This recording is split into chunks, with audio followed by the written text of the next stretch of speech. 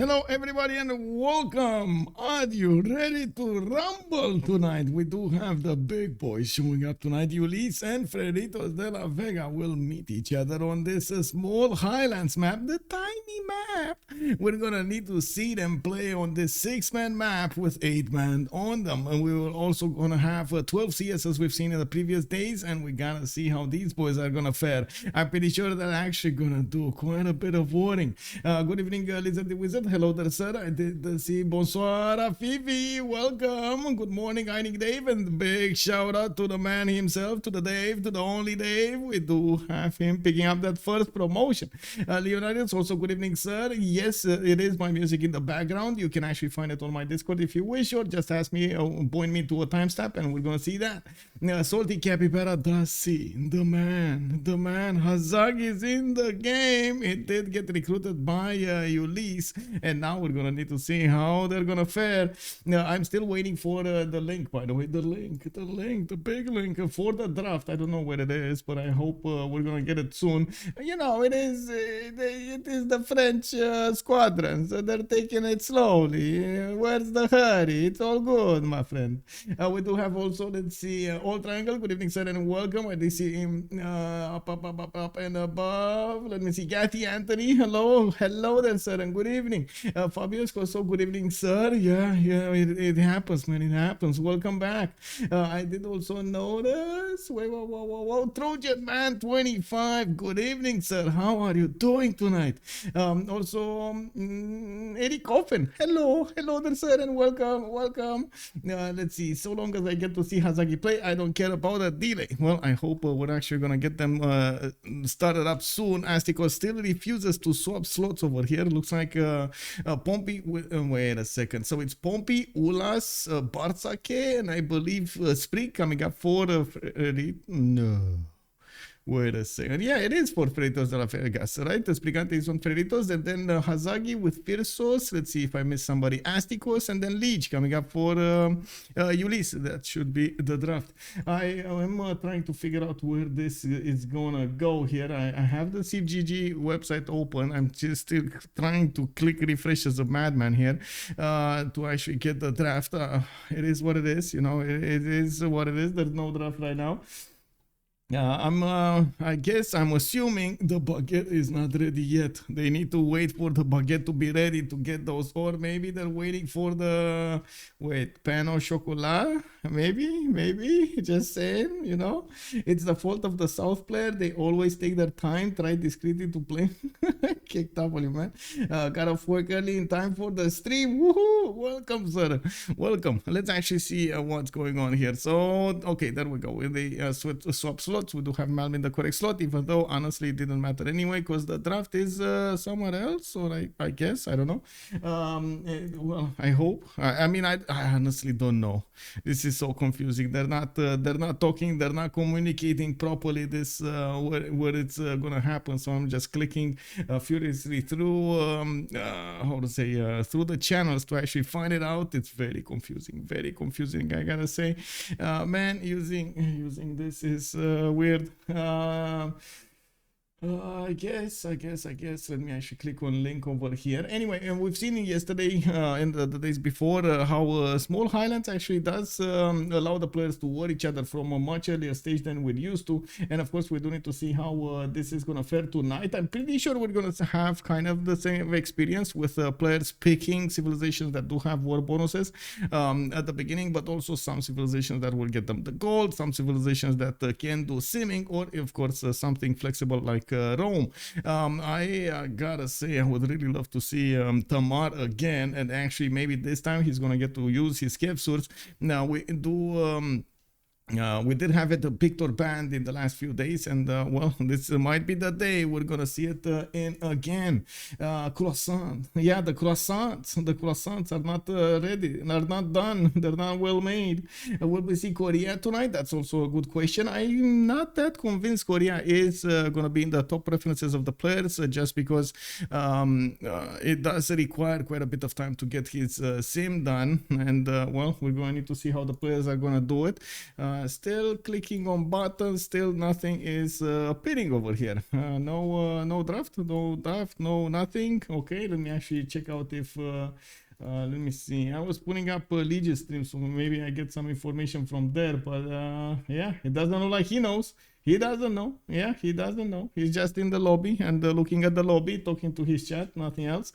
Now, he was in a game earlier, by the way. I was watching him. It was time to actually get this going, and he was still in the game. Well, it is what it is, man. Let me actually get this up again. Click on refresh. Maybe something changed. It doesn't look like. New small highlights says faster games, but I'm gonna miss the GDRs. MD Chops, good evening, sir. Yes, I have to say the same thing, man. I'm gonna definitely miss the GDRs. Okay, so we got some draft going. Bartsake thought it's good to actually just paste it in the lobby where we can't actually look at it. We can't click, man. We can't click. Je ne pas cliquer.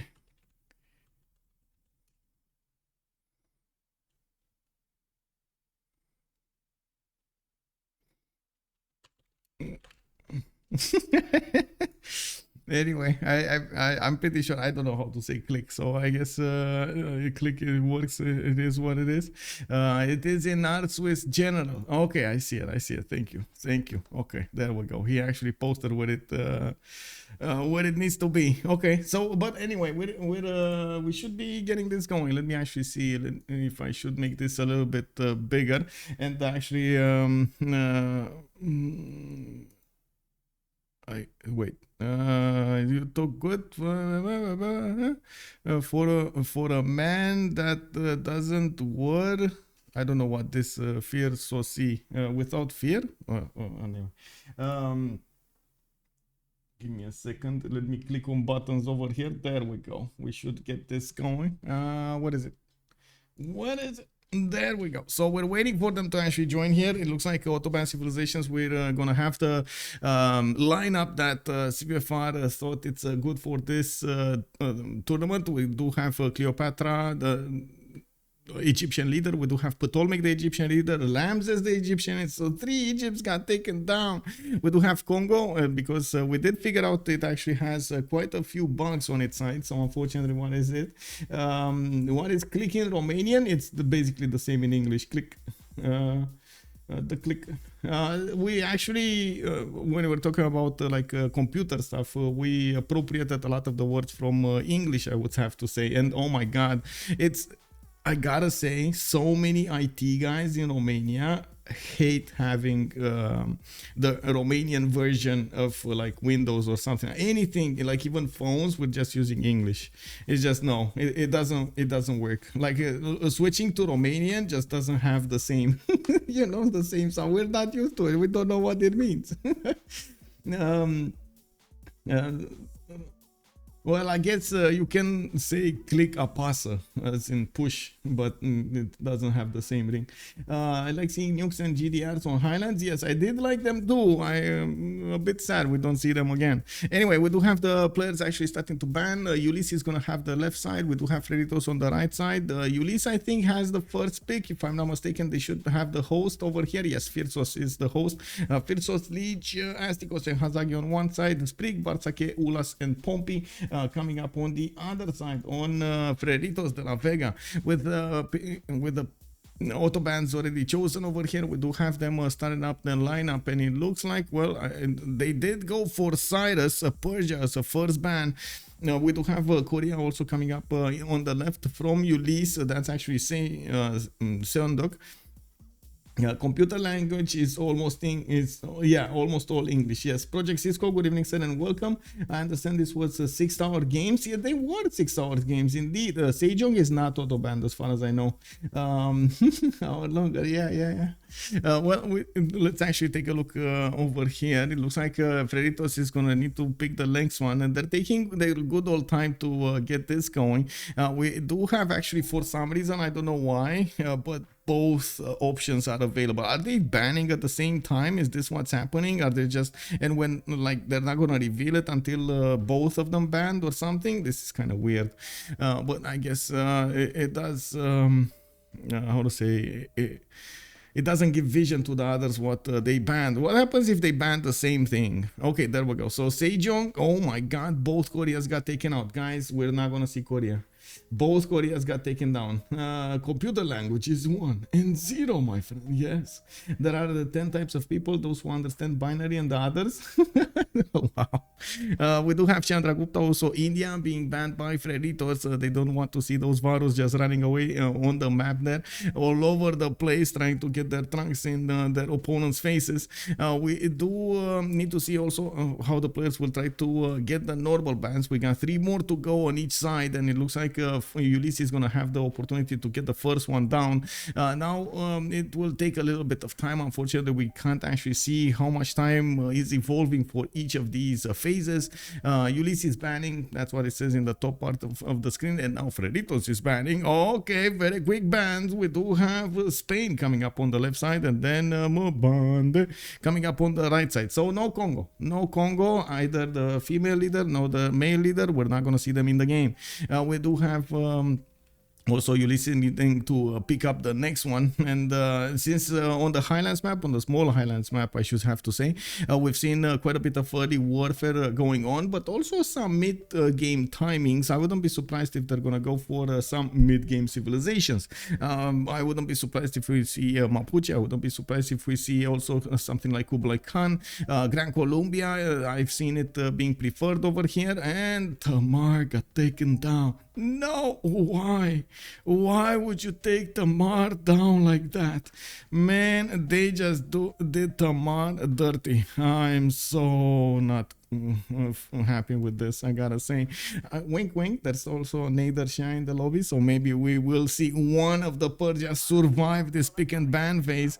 This might happen, guys, this might happen. Of course, we still have Gorgo. We got Abraham Lincoln available for them. Oh my god, so many good ones. Basil II, Alexander, Catherine de Medici, so many good civilizations here to ban or pick. We do have also Arabia taken down. Is this Vizier? I think it is Vizier. Let me actually take a quick peek over here. One of the Arabian leaders. Which one is it? I always like this. It will take me a while to actually get that. Yeah, this is Vizier. So the other one is Sultan, and this is Vizier. This is the original one that got taken down. Okay, we do have Ulyss coming up next with ban here, and also let's see binarians and hex over there. What are the other 8 times though? Yeah, it's a computer science joke. 10 in binary is 2 decimal. Okay. Jam the window. Good evening, sir. How are you doing? Okay, so let's see. I did notice, by the way, back on the Pokemon phrase over there, I was just watching the new video that Asmongold put out, and he was talking about something like Nintendo put out something like a new array of games, including like Sonic and so on and so forth, and he was like, oh my god, so many Pokemons running all over the place. I don't know any of them. What is this, man? What is this? Well, yeah, it is what it is, man. If you want to check it out, go check out Nintendo 23 something, Nintendo Live. I totally forgot how it's called, but anyway. Gorgo got taken out by Ulyss. One more ban remaining, and then we're gonna see who's gonna set the tone for the game here in the pick options. We do have Freritos thinking quite a bit. Who are they gonna ban here next? And I gotta say, there are so many options available for them, from coastal civilizations to get that gold, to the mid-game timings, and some early civilizations also. Not to mention, well, again, we do have Rome, we do have Montezuma, we got Japan, we do have Alexander, Genghis Khan, like so many powerful leaders with good bonuses. Hungary is also left open right for the picking here. It looks like they went for Khmer. Okay, they don't want to let their opponent sim over there with a lot of monumentality. Golden Ages, the Tundra civilizations are also open, by the way. Russia, you've seen it being played. It works well on the small highlands map, so yeah, no shame there. We do have Cree picked up first, and immediately a counter pick from Freritos with Zulu. Oh my god, okay, I think this is gonna get bloody, guys. I mean, if they pick Zulu, yeah, this is gonna get bloody over here. I'm pretty sure we're gonna see those early corps and armies just running away on the map against their opponents over there, doing the scaring out. Oh my god. These guys. Man, I don't know if I should say this because but it's funny. It's very funny. We had like, I don't know, 12 years ago, even more, like 14 years ago, a scene that was on the internet from a protest in Bucharest, and at some point, one of the gendarme leaders, like the police leaders, thought it's a very good idea to charge the protesters while shouting. Man, can you believe everybody started running? He was like there with a baton in his hand over there, and he was like, ah, and running through the middle of the street with like 10 men behind him.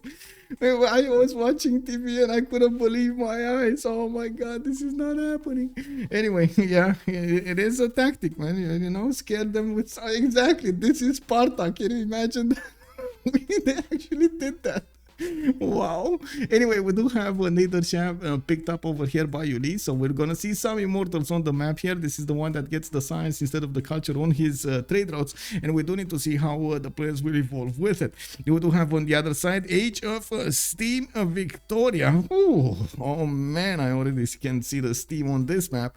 I'm actually a bit surprised we do have Age of Steam here, but you know, maybe they're actually gonna get some play safe over there to develop your cities and try to get as much production as possible. I'm actually very surprised we don't see Lincoln actually picked up over here, but I guess we've seen yesterday how they did have a problem with gold on the other teams playing with them.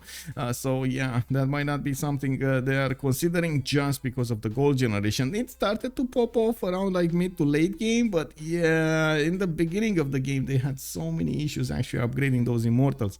So I'm pretty sure having harbors at the beginning, having half-cost harbors at the beginning with a lot of possible economy, it's gonna be a good thing. Now we do have Ethiopia also taken down on the Highlands map. This makes obvious sense over here.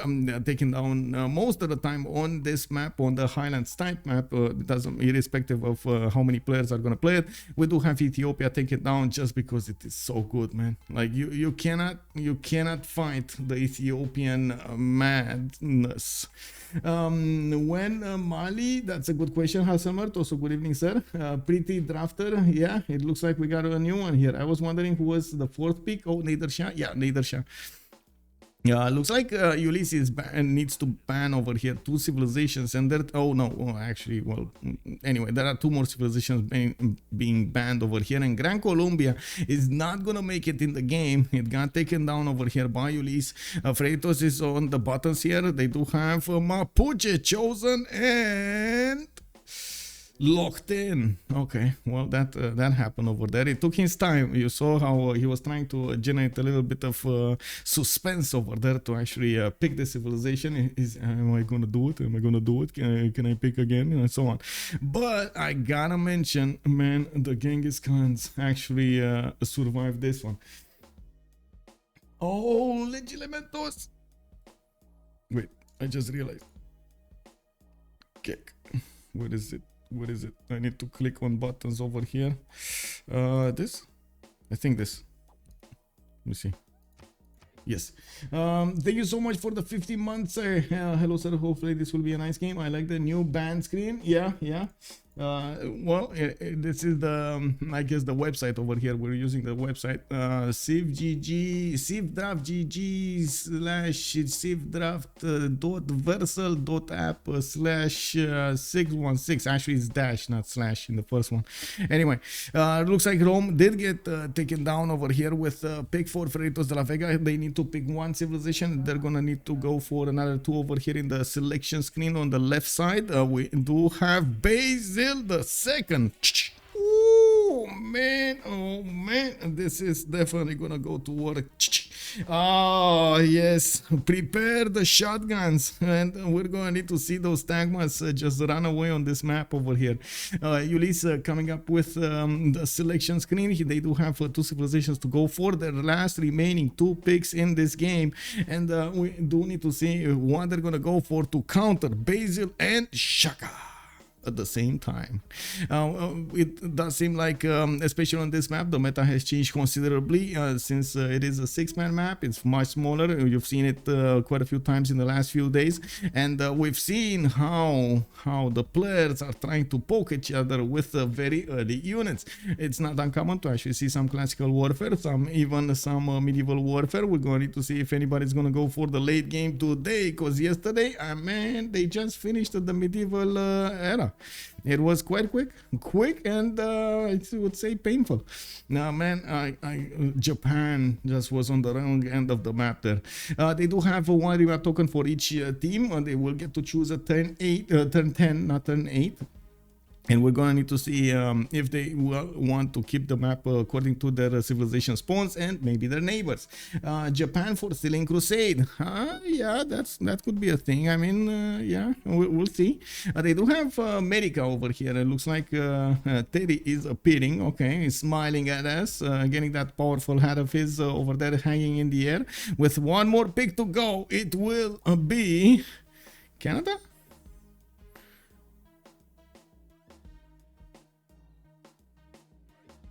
Okay. Why do I feel like Canada is gonna get bullied this game? Oh my god. Well, I guess we're gonna have to walk that bridge when we get there. But oh my god, man. Canada in the game. We got Wilfred Laurier showing up on the Highlands map. He's gonna try to stay somewhere away from everybody else in the tundra, but maybe they didn't play this map that often, because man, oh man, and we might actually see multiple opponents around him. Now we do have one last pick over here for Freritos. They're gonna get to pick their last civilization in the game, and it looks like Ghandi. The powerful Ghandi with the nukes, with the Varus, is gonna be the one chosen. Okay, this is the draft, guys. This is the draft. So on one side, on Ulyss, we got Cree with Nader Shah with Teddy Roosevelt.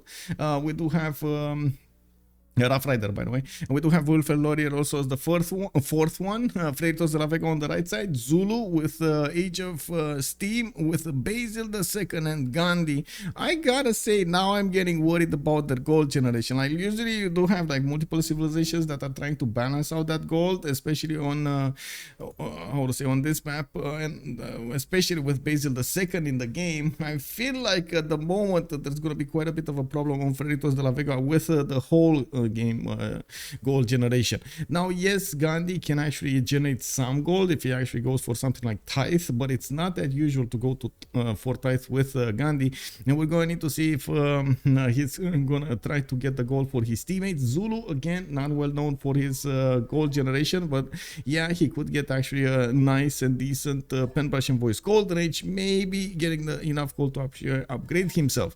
Can they balance out, of course, a Basil II? It's one of the civilizations that is well known for actually going negative in the gold, at least for a while, depending on how you play it. If you are trying to actually reach that tagma as soon as possible, you are gonna go negative. If you are trying to go for a later on timing and try to add more like taxes straight on your side and so on, and that might be a bit different. We're gonna need to see. I also have to point out, nobody actually did take a civilization that could counter Basil II's ability of getting that religion. And I gotta say, man, Basil with Ghandi, are they actually gonna try to convert Ghandi to or at least put some followers in Ghandi's territory from Basil? Because that's gonna be quite something.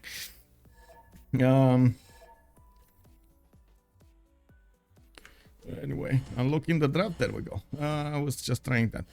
Ghandi does have the ability to actually receive follower belief bonuses in a city from each religion that has at least one follower. Cities do gain a merit for every religion with at least one follower. Missionaries have to spread 100% religious pressure from your trade routes. So quite powerful over here when it comes to getting bonuses from religion. Not to mention it does have an extra belief, making it a little bit better. Now we're going into the game. Let's actually turn off Discord over here, and I think everything is set, right? The map is same, Highlands tiny. When will they finally update Ghandi to give him the nuke text from game start? Yes, The answer is yes. If Victoria is vulnerable, this match it would be quite sassy. Frost Galaxy Gamer, good evening, sir. Let me actually put up on the screen over here the prediction. How many remaps? We do have 30 seconds, 5 minutes to go. And I do hope you guys are gonna go. What is this? Why am I... Oh. Well.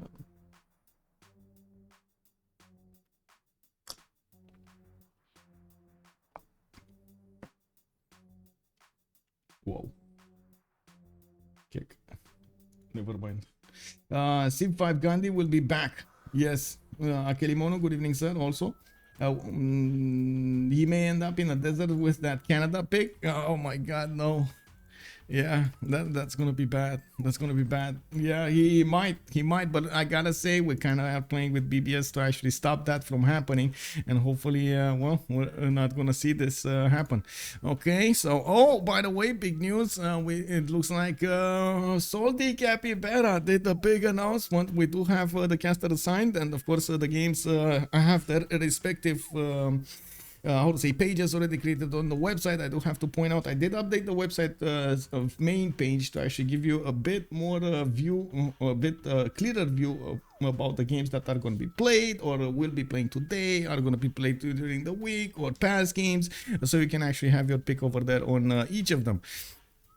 Let me actually take a look at the civilization spawns over here. We do have Byzantium in the top left part of the screen here, right next to Ulhas on Zulu, and I do see Zulu does have a target. Oh yeah, he does have a target. It is gonna be America. Well, Byzantium Pompi is gonna get the choice to actually go for that maze style or settle in place if he wants to.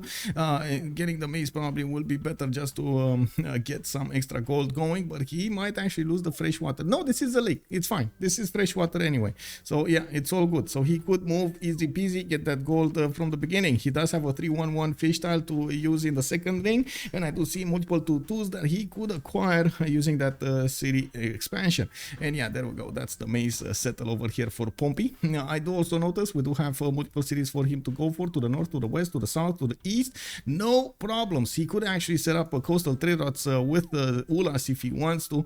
We're going to need to see if this game is going to go that long so they can actually have that opportunity.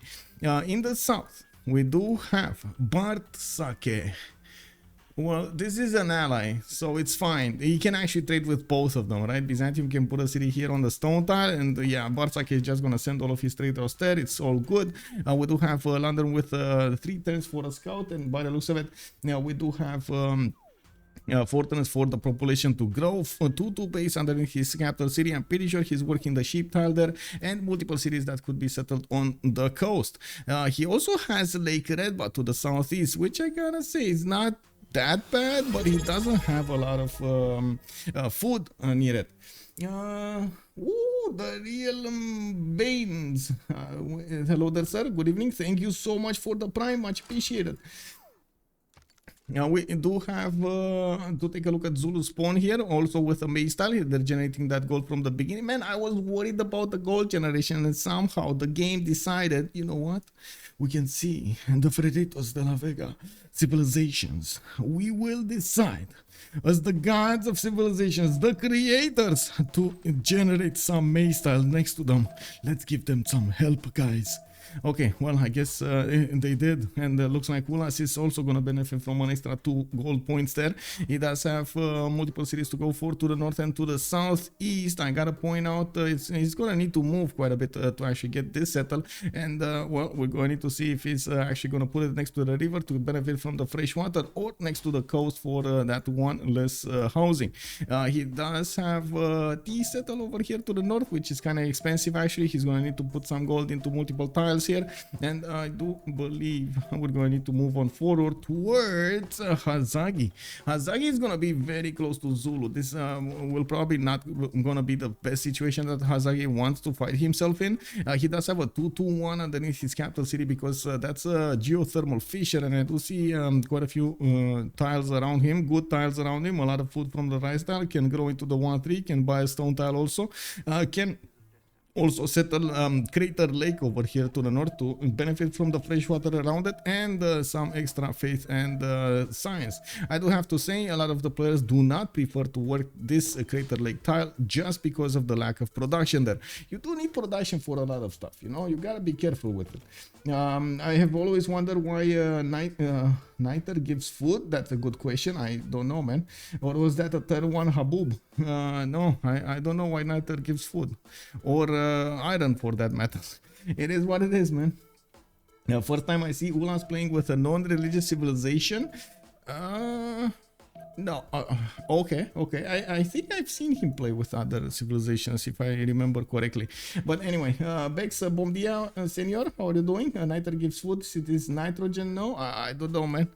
But I gotta say, maybe they're actually making some little bombs, some tic-tacs to actually drop them in lakes and just, you know, happy fishing.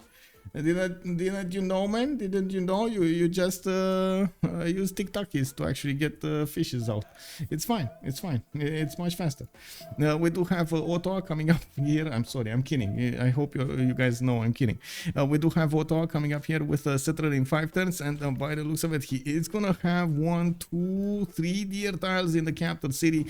He's gonna be very happy. He does have some extra food from the fish tiles, and I do see he does have the oh no, Astikos lagger tag, major lagger tag over here. I know Astikos has been dropping quite a bit in the last few days. I don't know what's happening with him. And it's a fertilizer. Very interesting. Yeah. Has potassium. Has a lot of stuff, but I mean, that's food. I don't know, man. That's actually, as in, you gotta take it, you know, like, you gotta count food in this game for the population. Does that actually work for the population? Like, is it, I'm pretty sure it's not like bread or something, you know? Problem in Hungary, maybe he's in Budapest, yeah. It is used for fertilizer and pesticide. Okay.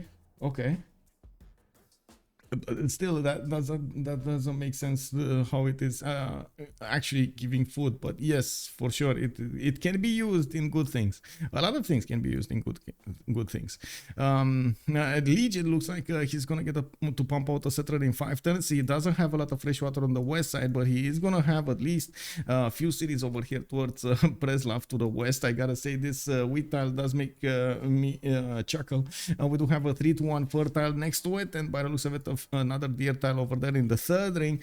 He is gonna have also a city closer to Preslav if he wants to. First on his continent, pretty good. I do see another deer tile over here to the northeast. He's probably gonna want to wrap a few cities on the east side as well, and he is gonna be close to his ally, right? He's gonna be close to Hazaggi, so they might actually set up some coastal trade routes over here so they can generate that gold. That means Canada actually needs to get out of the tundra there.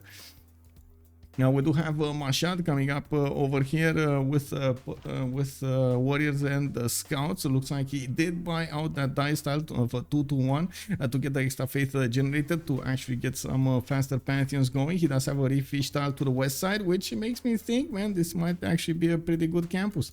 And of course, using that government plaza to add some more adjacency would be pretty cool. I really hope he didn't go animal hospital though, because that's gonna put throw a wrench in his plans over here. Now we do have him also with quite a bit of fresh water, one-tile lakes all over the place here, to the southwest, to the east side, to the west side. And I also notice he does have decent mountains to actually place some other campuses, +3s, +2s, +3s, and so on. Not bad, not actually bad for Persia. He's gonna have actually pretty good settlers on the east as well as on the west, and I do really like how many chops he has in to his like in his whole territory. He is the ally of Cree. He is the ally of Canada to the north, but he is the opponent of Sprig over here. I'm pretty sure this is a bit too much land for those immortals to cover, even with the generals. They're not that fast, and we're going to see how India is gonna try to get back. It doubled our world food production after, I mean, yes, but that's very late, right? That's very late. So that's, I guess, my question mark over there. I'm pretty sure it doesn't actually give food from a very early stage, right? It doesn't give food from like the ancient era or even like pre-ancient era, wherever we are. This is 3600 BC, guys. I'm pretty sure they didn't even know how to spell Nader at that point. Ulyss is all together in the middle of the map. Yeah, yes, they are all together, and I guess this is kind of a east versus west, depending on how where you put the map pin. Okay, it looks like they're calling for a sub over here because he's not communicating. I don't know what happened with Astikos, but I'm pretty sure it's well known that he's actually dropping quite a bit lately. Completely disconnected. His stream is cut. Oh no, they cut his stream. Why? What happened? I mean, I don't know, man. He's still in Hungary, right? That's kind of weird. I guess internet is spotty. Maybe he's playing from how to say hotspot. I really hope not, but yeah.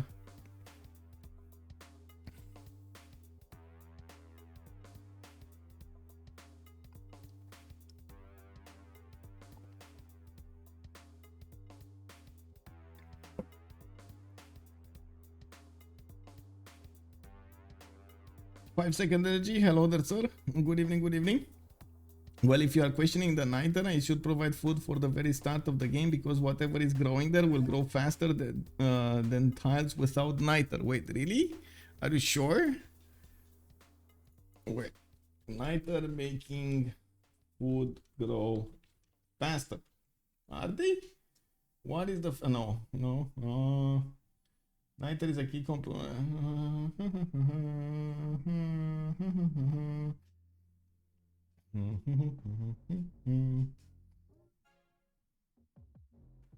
So we're talking about potassium nitrate, right? I guess. I'm not sure if it just like, how to say, it just okay. I mean, I stand corrected. I didn't know that. Honestly, I didn't know that. I do find it hard to believe that it actually grows faster with it. But anyway, I guess so. It is what it is. No, if I don't have enough information to counter that point, it is what it is, man. Wait, are we actually relobbying for him or what's going on? Relobby, remap, restart, rethink, evaluate, redo, I don't know what's going on. Let me actually see. Is he in the channels actually? Let me see. Where are they? Why are they not in the channels? I don't see. I mean, I see Freritos de la Vega, but I don't see Ulyss at all in the channels. So I guess they have some special couch they're playing from. No idea. Anyway, we do have a relobby up and we're joining. If it's in plains or grassland tile, then it's losing a food yield by having the resource on it. I mean, okay. Is it losing or adding? Because Trojan Man is saying it's adding. My grandma taught me how to make gunpowder from charcoal and insect dust. Kick W, man. I didn't know you can use actually insect dust for that. Kick W, man.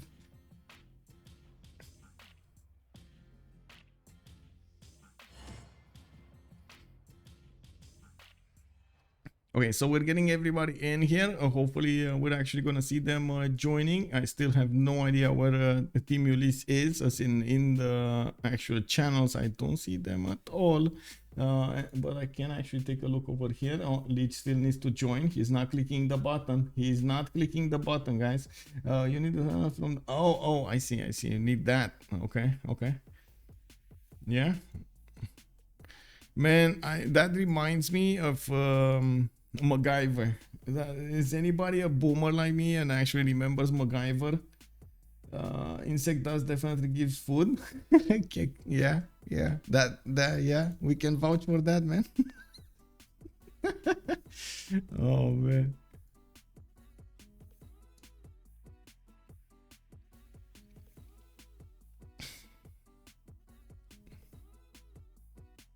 Okay, so just a quick mention over here, because I did say it earlier, but I could say it again. We do have a bit of an date on the Civ6 World Cup website. You're gonna have playing this week on the right side over here in the middle of the screen. You can just click on the links and go directly to the games. As you can see, there's 2 pages according to the date and the time. They're in order. We do have also past games, so you can see who actually streamed what games from the past and playing today. Whenever there's gonna be that time of the day over here, or I should say that day, the games will appear on the top left part of the screen. We're gonna need to see if this is this is gonna be a little bit better than the last one. Let me see what happened in the lobby. Do we have a lobby here? Lobby. Oh, man, it's not joining. Astikos is not here. I don't want to take a look at 0ms, so I'm ready for this. If push comes to shove, I do see everybody, so it's fine. I hope actually Malm is not in, so I don't need to actually check it. I guess I could click on his link over here. Let me actually switch on his Twitch to see if he is or not. No, he's not. He's actually in the lobby. Join, my friend, join.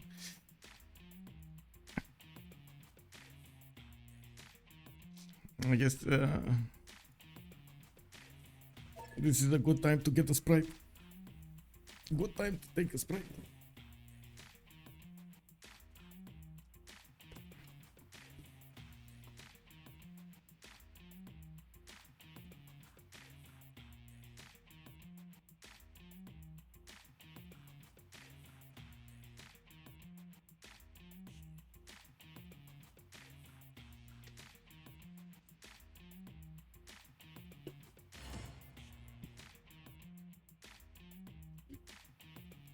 Okay, guys, we're starting to be in like about summertime, right? We're about summertime. So I did notice, well, we did set up some I would say thermometers around the house, some of those Wi-Fi ones, and oh my god, I don't know if I can show this actually.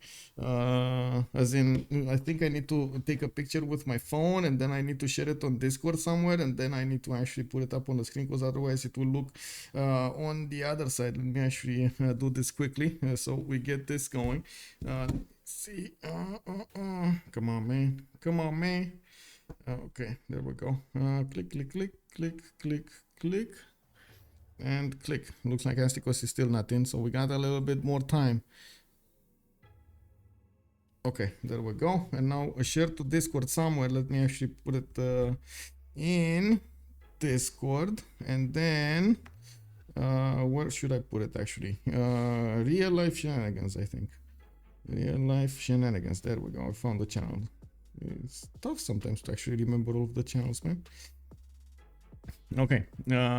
This is so we're at my time 22:23. It's like 10:23, right? My time. Let me actually show you the temperature of the house over here. Oh, I banked. Thank you so much for joining, by the way. Thank you, sir. Okay, there we go. Oh my god, it's so like dirty and so on. But anyway, I guess it is what it is.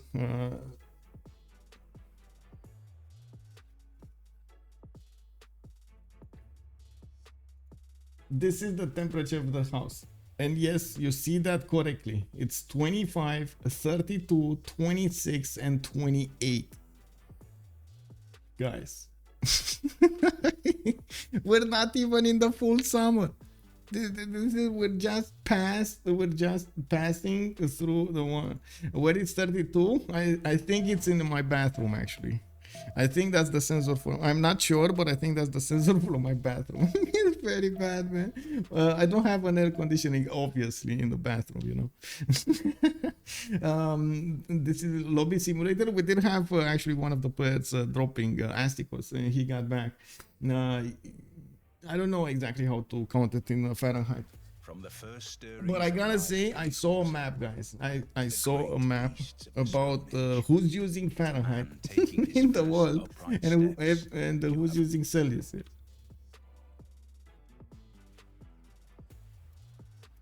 Guys, check this out, guys.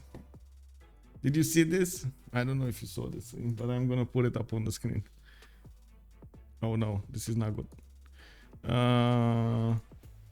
Okay, this is better. Well, good thing I didn't put the first one on the map. Guys, this is the usage of Celsius around the world, and I would say and the Fahrenheit. Guys, what is going on, man? Are you for real?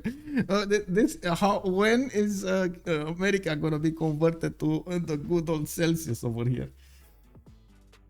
We got 21 degrees yesterday, a bit chilly to be honest after getting 30. I know, right? It feels like it's definitely chillier when it's 21. We're used to like these a lot and a lot more. I gotta say, we're expecting, or at least I'm expecting 35 to 40 degrees quite easily in the July. And when we're gonna get to August, we're probably gonna see a little bit more. Here in Arizona, it's currently 36 at 12:30. Woohoo! There we go. Heinig Dave just sipping on a mojito on his porch over there. Standing in next to a pool, I'm pretty sure, man. We need the map of country that uses miles and feet and countries that uses pounds. Yeah, exactly. F is not from Fahrenheit, it's from freedom. Yes, good. Bună seara, Star Frankie. Bună seara, domnule. Design flow, sorry about America. I know. Yeah, it is what it is, man. Freedom fries. As an American, I hope we never change. Samet, good evening, sir. I mean, yeah, you do you, man. You do you. It's all good. It's all good, man. Anyway, we were looking at Mashad, and Astikos is playing today Persia. He does have the chance to actually go against India with the help of Cree. We're going to need to see if that's actually going to be his choice here. Looks like Phyrsos and Sprig might actually meet each other, and they're going to relay to their teammates where each other is. We're also going to need to see Delhi in just a few moments. We do have turn 8 just started. That means 2 more turns to turn 10 when we're going to have the remap option put on the screen.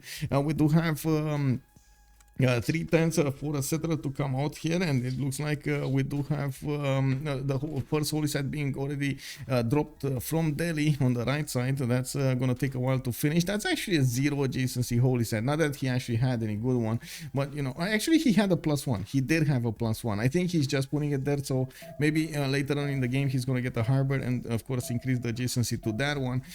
If he does go for bronze working, well, this iron might actually throw a wrench in his development. We do have the war declared already, and I'm actually very curious who meet whom. Who meet? Oh, I see. America is fighting already Ulhas, Zulu. Okay, and Ulhas is just getting out of there. He doesn't have a promotion on his scout, and he's trying to get a settler out in 110 from Ulundi. Of course, he did place his city on that maze town to get a little bit more gold, and we do see one Ulhas scout is trying to get past the American warrior to try to figure out if Washington is gonna follow or settle him. There's another scout from America in the south here, and looking at the timer, we're about to go into turn 10. I mean, Mickey Sivwachik does have 1, 2, 3 possible points for his 4 actually, no, 3. Never mind, I did count that there. 1, 2, 3. And the possible attempt is in the capital city. We do need to see if he's actually going to want to go for that. We do have him getting to pump out the settler in 1 turn, and of course he does have another good city over here on the right style, another good city here to the south on that river, and I do see he's going to benefit from some extra culture from the silk tiles. Nice tiles to the north and nice tiles to the east. I would say actually a bit more food would have been amazing, but I guess, you know, you gotta do what you gotta do with him. We're going to need to see how Mixi Wojcik is going to try to prepare his territory for the late game here, and I'm pretty sure if this goes to a late game, he's actually going to need to fight off Sprig for supremacy on this side of the map. We do have actually Basil pretty close to Zulu. Actually, no, he's not. Oh, wait, Basil can actually go against Cree. Oh, this is not going to be good for Cree. This is not going to be good for Cree. And I'm pretty sure they already start to see, yeah, there we go. They actually see loyalty, or at least Pompi does see the loyalty on the west side, because they declared war. Now everybody sees everybody.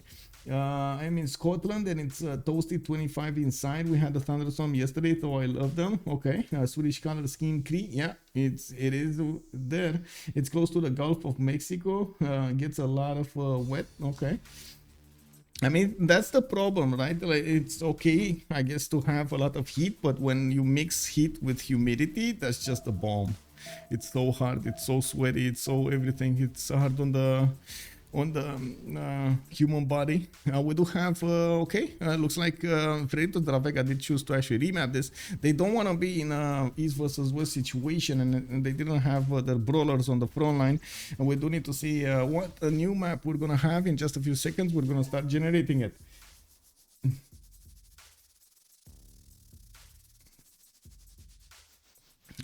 Design Flow is saying also, I live in Texas and it is 38.3 degrees Celsius, rainstorming, and has a humidity of 62%. Oh my god, cake W. Did I get eye surgery? No, I put contact lenses. I cannot get, oh my god, I would hope, I mean, that would have been amazing if I could get eye surgery, but I cannot get eye surgery. It's useless for me. As in, it helps me for a few, how to say, for a few years, and then it just comes back. I'm not sure exactly if there will be something in the future being developed about this. But anyway, it is what it is. In the meantime, I feel actually a lot more free with contact lenses. It's quite much better to actually have them. I hope my bet of 10 points wins. Eyes on Civ, good evening, sir. Yeah, let's go. Sounds like fall Texas weather in Scotland. Okay. Okay, so we do have the new map generated here. We're going to need to talk about the players again. Looks like Cree this time. Yes, some sheep in the cattle. Oh no, that's a stone tile. Oh my god, he doesn't actually have pastures. He has a cattle over here. I don't see. Oh, I see another cattle over here. Okay, 2 cattle tiles. No other sheep though. That's a bit of a bummer. He does have a few tutus to work, and I do see a horse. So again, 3 points that he could get. Some extra fish in the water to get the food in, and I do see he's gonna have this river with inland seas to settle next to. Some mountains over here for good measure. And I do also notice he's gonna have multiple cities to go on the east side, protected from the west by the water. No, okay, no problems there. I also notice Bartsake is actually gonna be quite close to Cree, and we do need to see if this is gonna actually turn out into a battle here between Phyrsos and Bartsake. Neither of them actually have war bonuses, but they do have a lot of production on both sides. Taking a look in the south here, we do have Canada. Lege is gonna have a 3-1 with a 1-3 deer tile. I do see he has another fertile there, another one of these deer tiles to the southwest. Not bad to actually have those 3 in the capital city, and we do need to see what kind of pantheon he's gonna go for. We do have him with a lot more cities that he can put in the tundra with fresh water. I do see some geothermals from a continent split here. It's on the east side, and yeah, he could go and get some extra science. There's the extra adjacency towards his campuses is gonna serve him good. We got some copper tiles on the west side and some in the capital city, or I should say 1 in the capital city. Now, while I do notice he's going to be quite far away from his opponents, he does have Pompi to actually fear on the east, but man, that's far away. And 1 tile chokes, man, yeah, not easy to actually go through. We do have next up Pompi with Constantinople. He does have a 1-for-1 deer tile, ivory tile that he could actually acquire. I do see 2 tiles here. Oh, that's a lot of food from the fish. 3 1-1s in the south, and a very good campus on that oil tile. A +4 is going to be able to develop there. I do see he also has a significant problem with the fresh water, a very big problem with the fresh water. Just look at this, 1 city fresh and then no freshwater cities in his immediate vicinity. He's actually going to need to move there to the north. 1, 2, 3, 4, 5, 6, 7, 8 tiles to settle over there. Oh my god, that's going to take a while. We're going to grow a beard until he's actually going to get on the stone tile and settle a city. Maybe Hattusa is going to actually bow down to the basil charm, and Pompi is gonna take it over. I don't know. B2 can have 5 on the east, same as 6. Wait, you're talking about Cree? B2 5 on the east. Let's see.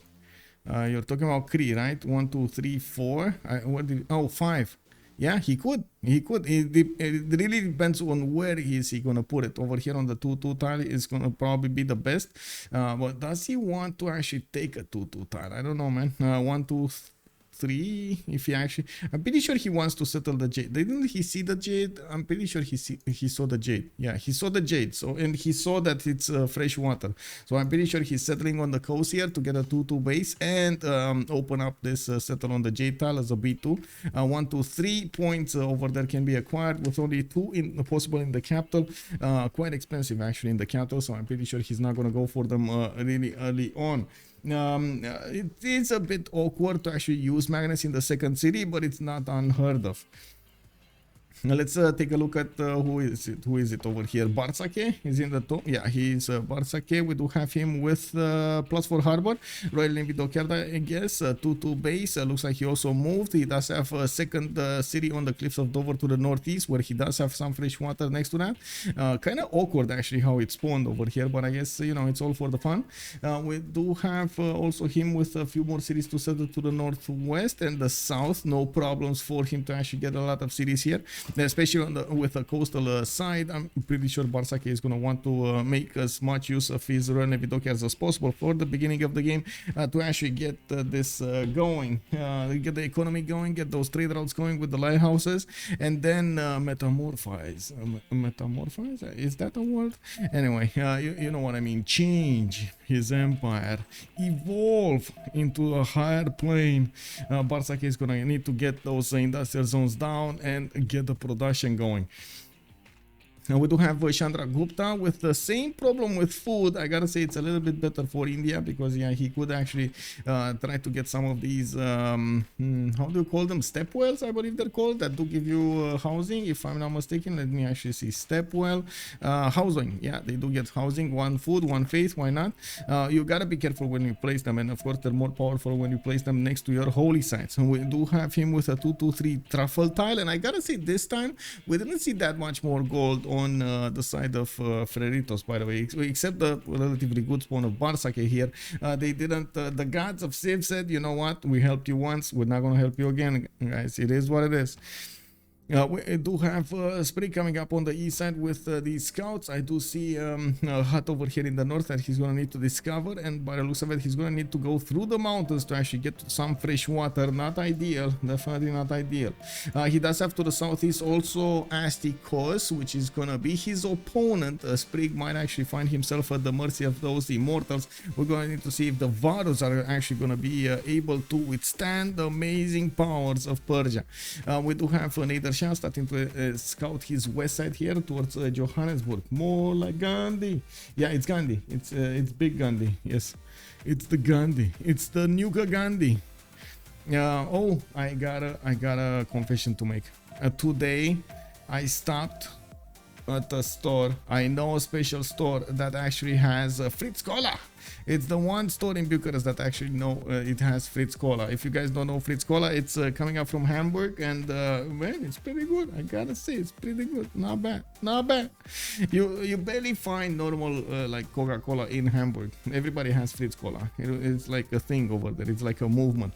Anyway, in Mashhad we do have a 2-1 coffee tile for him to benefit from, a 2-1 ivory tile in the north, and it does look like he's gonna get to pop out a settler in 4.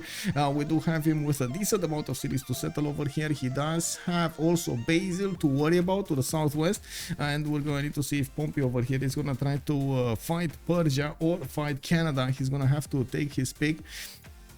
On the northeast, we do have Zulu actually between the mountains over here with a 3-1 base. He does have a rice tile underneath his capital city. He did buy out a 2-3 deer tile to work some more production points, and I do see he has pretty good expanse over here to the west side and to the south.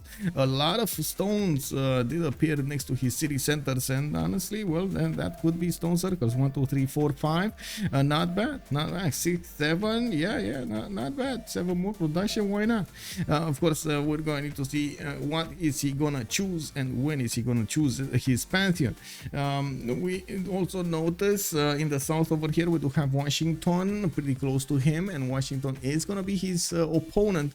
Again, we see America that needs to find Zulu. What is this with Zulu? Wait, guys, where was Zulu on the actual map?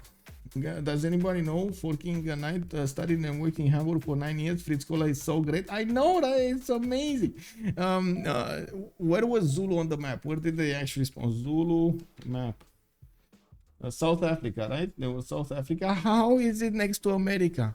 How is this the bias next to America? It's like 2 times in a row they actually got next to America. Okay, I see where Zulu is on the map. It's very far away, very far away. It's like South Africa, right? It's very far away. South Africa, there we go, there we go. Valentine, good evening, sir. Yeah, South Africa, man.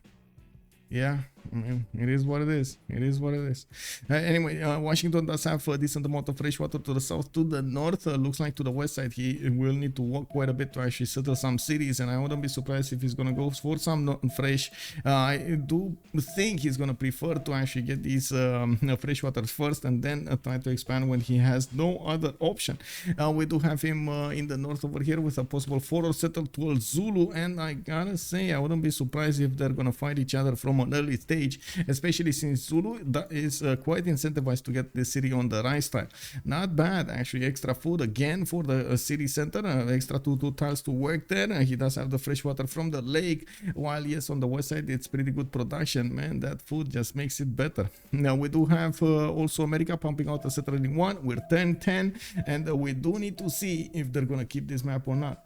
Also, Zulu people are a Nguni ethnic group native to South Africa. The Zulu people are the largest ethnic group and nation in South Africa, with an estimated 10 to 12 million people living mainly in the province of KwaZulu-Natal. Okay, okay. Makes sense. Wait, did I got a sprite and I didn't open it. Oh my god. Hear it out, guys.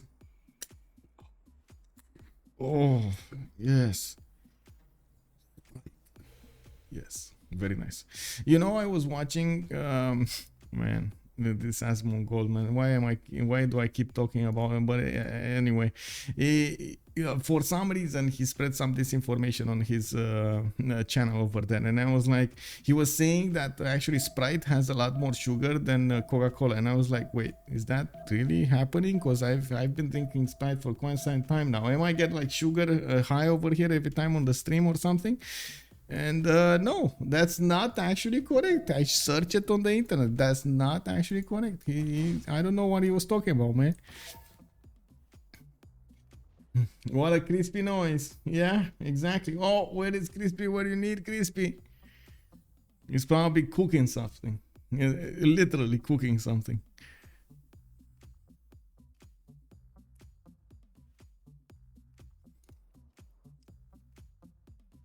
Easy points. Eyes don't save. Cheers, bro. Yeah, you got it, man. Actually, 2 remaps, right? We had 2 remaps. Oh, yeah. Easy points. Whatever map is going to be generated now, it is going to be the map. So we're going to talk about the strategics. We're going to talk about the placement, the early options there. And we're going to have this going. Okay, just a few more seconds here and we're going to reveal the map. Yes, 2 remaps I'm doing though. 2 remaps. That's it. I don't know how this happened, but it looks like on the highlights, the players did go for 2 remaps.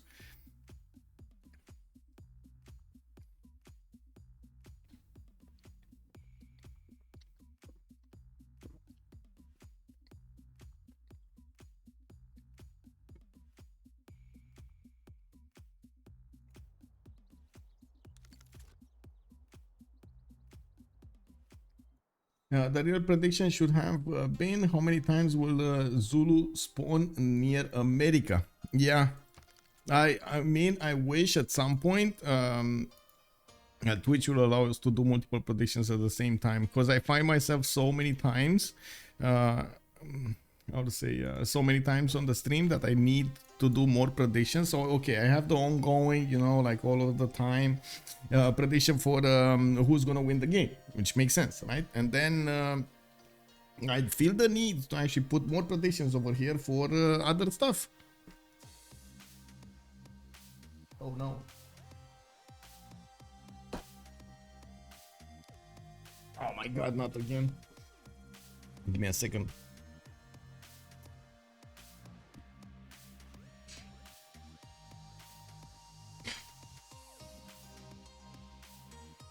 So many times this happens. This is the last map. Yes, this is the map. This is the map. Whatever happens, they're gonna have to play this map. I'm so sorry. I have a like very long wire for my headphones, and sometimes it just gets entangled. Like a lot of the times, every day, it gets entangled next to my chair, and I like, oh my god, I need to actually take it out because otherwise I'm just gonna move around with dragging the headphones all over the place. Okay, so left side we do have Mashat coming up with a 2-2 base. Looks like he's gonna get horses in the second ring, horses north and south. He does have an iron tile over here in the second ring as well, and I do see a pretty good settle over here to the south, next to those wine tiles, or right smack on the wine tile, actually, on the 3-1, yeah, getting a free amenity, why not?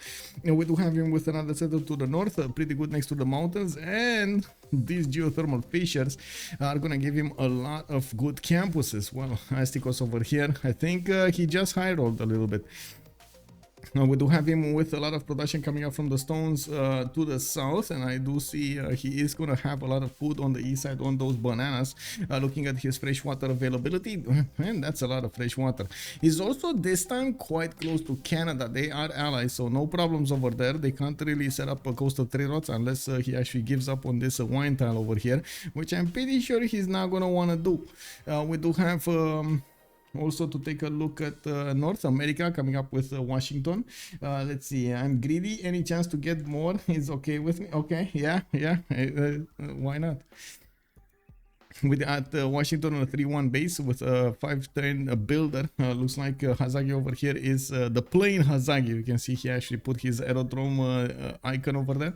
We do have him with settles, freshwater settles to the southwest on to the east side. This is kind of awkward though to actually place his cities, but I'm pretty sure he's gonna find the correct way to do it. Few mountain tiles, but not a lot for a lot of adjacency towards his campuses, and of course Hazaggi over here is gonna be the ally of both Astikos and Lege. That all three of them clumped up pretty close to each other on this western side of the map.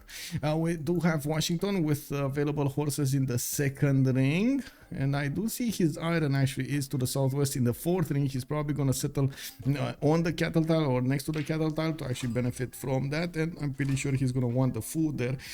We do have him with a few rivers spanning to the west and to the east, and I do see he's going to be relatively far away from an opponent. Let's actually see Constantinople. Basil is his opponent. They might get to duke it. Oh my god. It happened again, guys.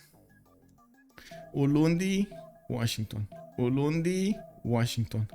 It happened again. For some reason, Zulu spawned next to America. Not very close this time, but still, it's there. They're close to each other.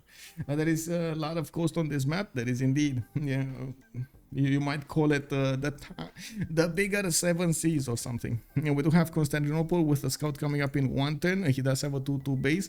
Also with other 2-2s around him. Looks like he's going to get an iron tile to the northwest to develop in his second ring, while he does have forces in the south.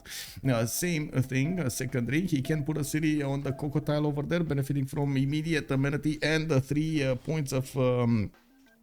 gold, while he can definitely settle a few more over here on the west side. Not bad, actually. That's going to be quite a bit of extra gold from the beginning of the game. I'm actually quite curious how Pompi is going to want to develop his cities here, because honestly I see a lot of options. I mean, you can get this city over here on the 2-2 base, getting those cocos worked from an early stage, and another city to the southwest, put on the coast of next to the coast, next to the river, and another city over here on the cattle tile. Yeah, that seems like a easy choice to actually get every one of those B2s, B3s, B4s workable. He does have a few more cities to settle in the south. Well, he does have Auckland between the mountains, and of course, since he does have vision over Auckland, Bartsake is going to be very happy about it. He's going to find this city pretty fast, and Bartsake can actually recruit it from an early stage. Now we do have Cree this time with, let's check it out, 1 single ship tile. Ooh, he did get some extra. Oh, I see the gold. He did get some extra gold over there from a cocoa tile, so he does have an amenity settle. That's good. And I do see another settle over here on the island. Now this is a good city for Magnus. 1, 2, 3, 4. Yeah, this is 5 actually. He could get 5 points, 5 points of food, 5 points of gold towards that city. And I'm very curious if Phyrsos is actually going to use magnets in that city or in his capital city. Again, it's kind of awkward to actually use it in the second city because you actually need to get the government plaza there, maybe some other districts in the meantime. So yeah, the players just find it a little bit out of the way. It takes a lot longer to build the government plaza and the specializing building of choice in the government plaza if you do not put it in the capital. You just don't benefit from the palace extra yields, which, as you can take a look over here, the palace does gives you +2 production, +2 science, +5 gold, culture, housing, amenity. It's everything, man, and it's in the capital city. You can't just move it around, even though, man, we've seen actually in movies that you can move castles. Have you seen Men in Tights? They actually put wheels on the castles and they started taking them away. It's unbelievable. America can trade to Persia if they get Byzantium in control, or if Byzantium has his focus on killing Cree. Yeah, we'll see what Byzantium does, but yeah, definitely he's gonna need a focus on this game. And Pompi is gonna be able to actually go against Cree, especially if Cree does start to settle a few cities to the west side. I'm pretty sure he should actually try to get at least some defensive posture over here on the west side to try to close the chokes as much as possible, so he does not allow his opponent to deploy that big of an army. And there are a lot of hills to actually move, even with the tagmas. I'm pretty sure roads will need to be created, so Byzantium moves his armies a lot faster. Mixi watching does also not benefit from horses in the capital. Those are 4 tiles out to the southwest. Another reason for him to actually go there. He does have an iron tile, 4 tile. Oh my god, he moved away from both strategic resources. And does he know about this one to the north? Wait, Phyrsos? Yeah, Phyrsos. He knows he can settle here, and he does have 1, 2, 3, 4. He knows that this is the 4th. No, he knows about the full ones. He knows 5. Okay, that makes sense. Let's see where he's gonna put his settler. It's 2 turns, so we're gonna come back to actually see where he's gonna put that settler. We do have Sprig also on the east side here with Delhi. By the looks of it, he's getting a settler out just now, and he's going to move it on the east side, not actually wanting to forward settle his opponent Cree. They're going to be very close to each other, and man, this might be a 2 versus 1 here. Also, Kirimono, Cree, and America with no trading partner. Yeah, they're kind of... Well, they're gonna go internals. I'm pretty sure they're gonna go internals. Delhi pretty close to the east as well. Yeah. Mikisi Vuacic might be in trouble here. He's gonna need as much help as possible in this situation. Takeshi Rev, good evening, sir. Now we do have Sprig coming up here with his settler to the east side. He does have in the capital city a 3-1 base, and I do see he's gonna get to improve his diamond tiles for some extra gold. At the moment he's working his 2 2s, and I'm pretty sure he does have a decent amount of cities to settle. No problems in the south, no problems in the north with the tiles there. I do see his actually possible city to the southeast could be next to those bananas, but I do not think he actually knows about these bananas, honestly. I think he's let me actually see his vision. Yeah, he doesn't know. And now he knows. He does have extra movement on the settlers. Just Ghandi rolls over here, and as you can see, he will probably get to settle the horse. Okay, he settled the horse. It is what it is. Now, well, he's gonna get another city to the south anyway, and we do have him with England to the southeast. That's gonna be his ally Bartsake. Now they can set up coastal trade routes. This is gonna be very good for their economy, and I'm pretty sure the Sprig is gonna be quite happy to oblige over here to get some gold going. We do need to see how they're actually gonna get this going. You know, like London over here does have quite a few cities to settle in the south. No problems to actually defend himself against anybody. So he's gonna be quite. Where is Bartsake going? Why is he going this way? Bartsake?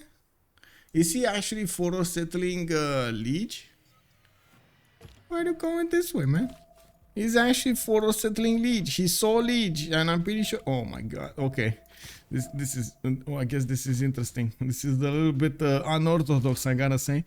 We do have London with a +4 campus in the capital city, and I do see he does have a +3 Royal Navy dockyard that could turn into a +4 quite easy. He does have multiple 2 tiles acquired, and of course he did get the horse, even if it was 3 tiles out, so he can actually get the extra production going from it. 2-3 tile over there worked, another setup being pumped in 5.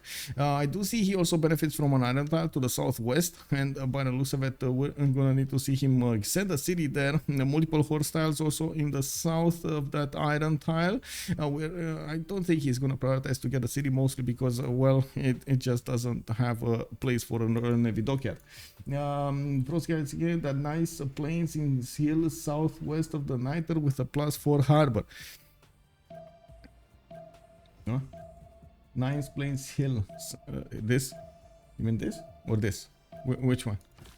Because anyway, for India trade route with England. Oh. You mean to the southwest? Yeah, this is pretty good. This is good. Oh, southwest. Yes, this was what I was thinking he's gonna go, but he didn't go this way. And I'm pretty sure with Auckland on their side, he's gonna be quite happy to get that extra production on the fish tiles, especially if he does manage to get God of the Sea as well. Nobody's gonna get the God of the Sea away from him. Like, who's gonna get it? America? I'm pretty sure he has other priorities here. And look at that, America did choose to go for the 2-2 base instead of going for that extra food from the cattle tile. And of course, he does have another settler coming up. It looks like he did improve his 3 stone tiles quite early, getting a lot of production in the city of Washington. And I do see at the moment he didn't actually spend a little bit of gold for Philadelphia to get another one of those 2-2 tiles worked. Now we do need to take a look also on Canada. Ottawa is settling a city towards the Delicate Arch, and I do see, well, that's not an extremely good Delicate Arch, but it can work. We do need to see what Canada's pantheon is going to look like, and of course Lege over here did pump out a 3rd settler. He did improve his deer tiles to the east side, benefiting from a mine as well of 1-4, and I do see he got his horses already improved. He doesn't need to worry about Persia to the northeast, but I'm pretty sure he's going to need to worry about England over here, since England Bartsake is trying to forward settle him quite heavily, I would say. They're in horse range, so yeah, that might be a problem. We do have Lege actually. Wait a second, he bought. Okay. Man, this city, yes, it's gonna grow fast, but honestly, I'm not sure if that's worth for the faith and the gold and the food without that much production over there. It's not one of the investments I would have done. I'm just gonna say it like that. I wouldn't have done this. That's just, I don't know, man. 15 turns to get a monument out? Oh my god! That's a lot of turns. That's a lot of time. Yeah, how good is it, Temenaki Canada? Not good. Not good. As in, do you think he's actually going to go for the Temenaki Canada? Let's see. 1, 2, 3, 4, 5, 6, 7, 8, 9, 10, 11, 12, 13, 14, 15. Okay. Well, I guess these are not going to be here. Oh my god, look at Tushpa. It didn't settle the wine tile. No amenity over there. It is what it is, man. He wanted to get next to close up and personal with the wine tile. Oh, he gonna drink some wine tonight, man. He gonna do it. Looking in 9. Good evening, sir. How are you doing? How are you doing? Give me a second.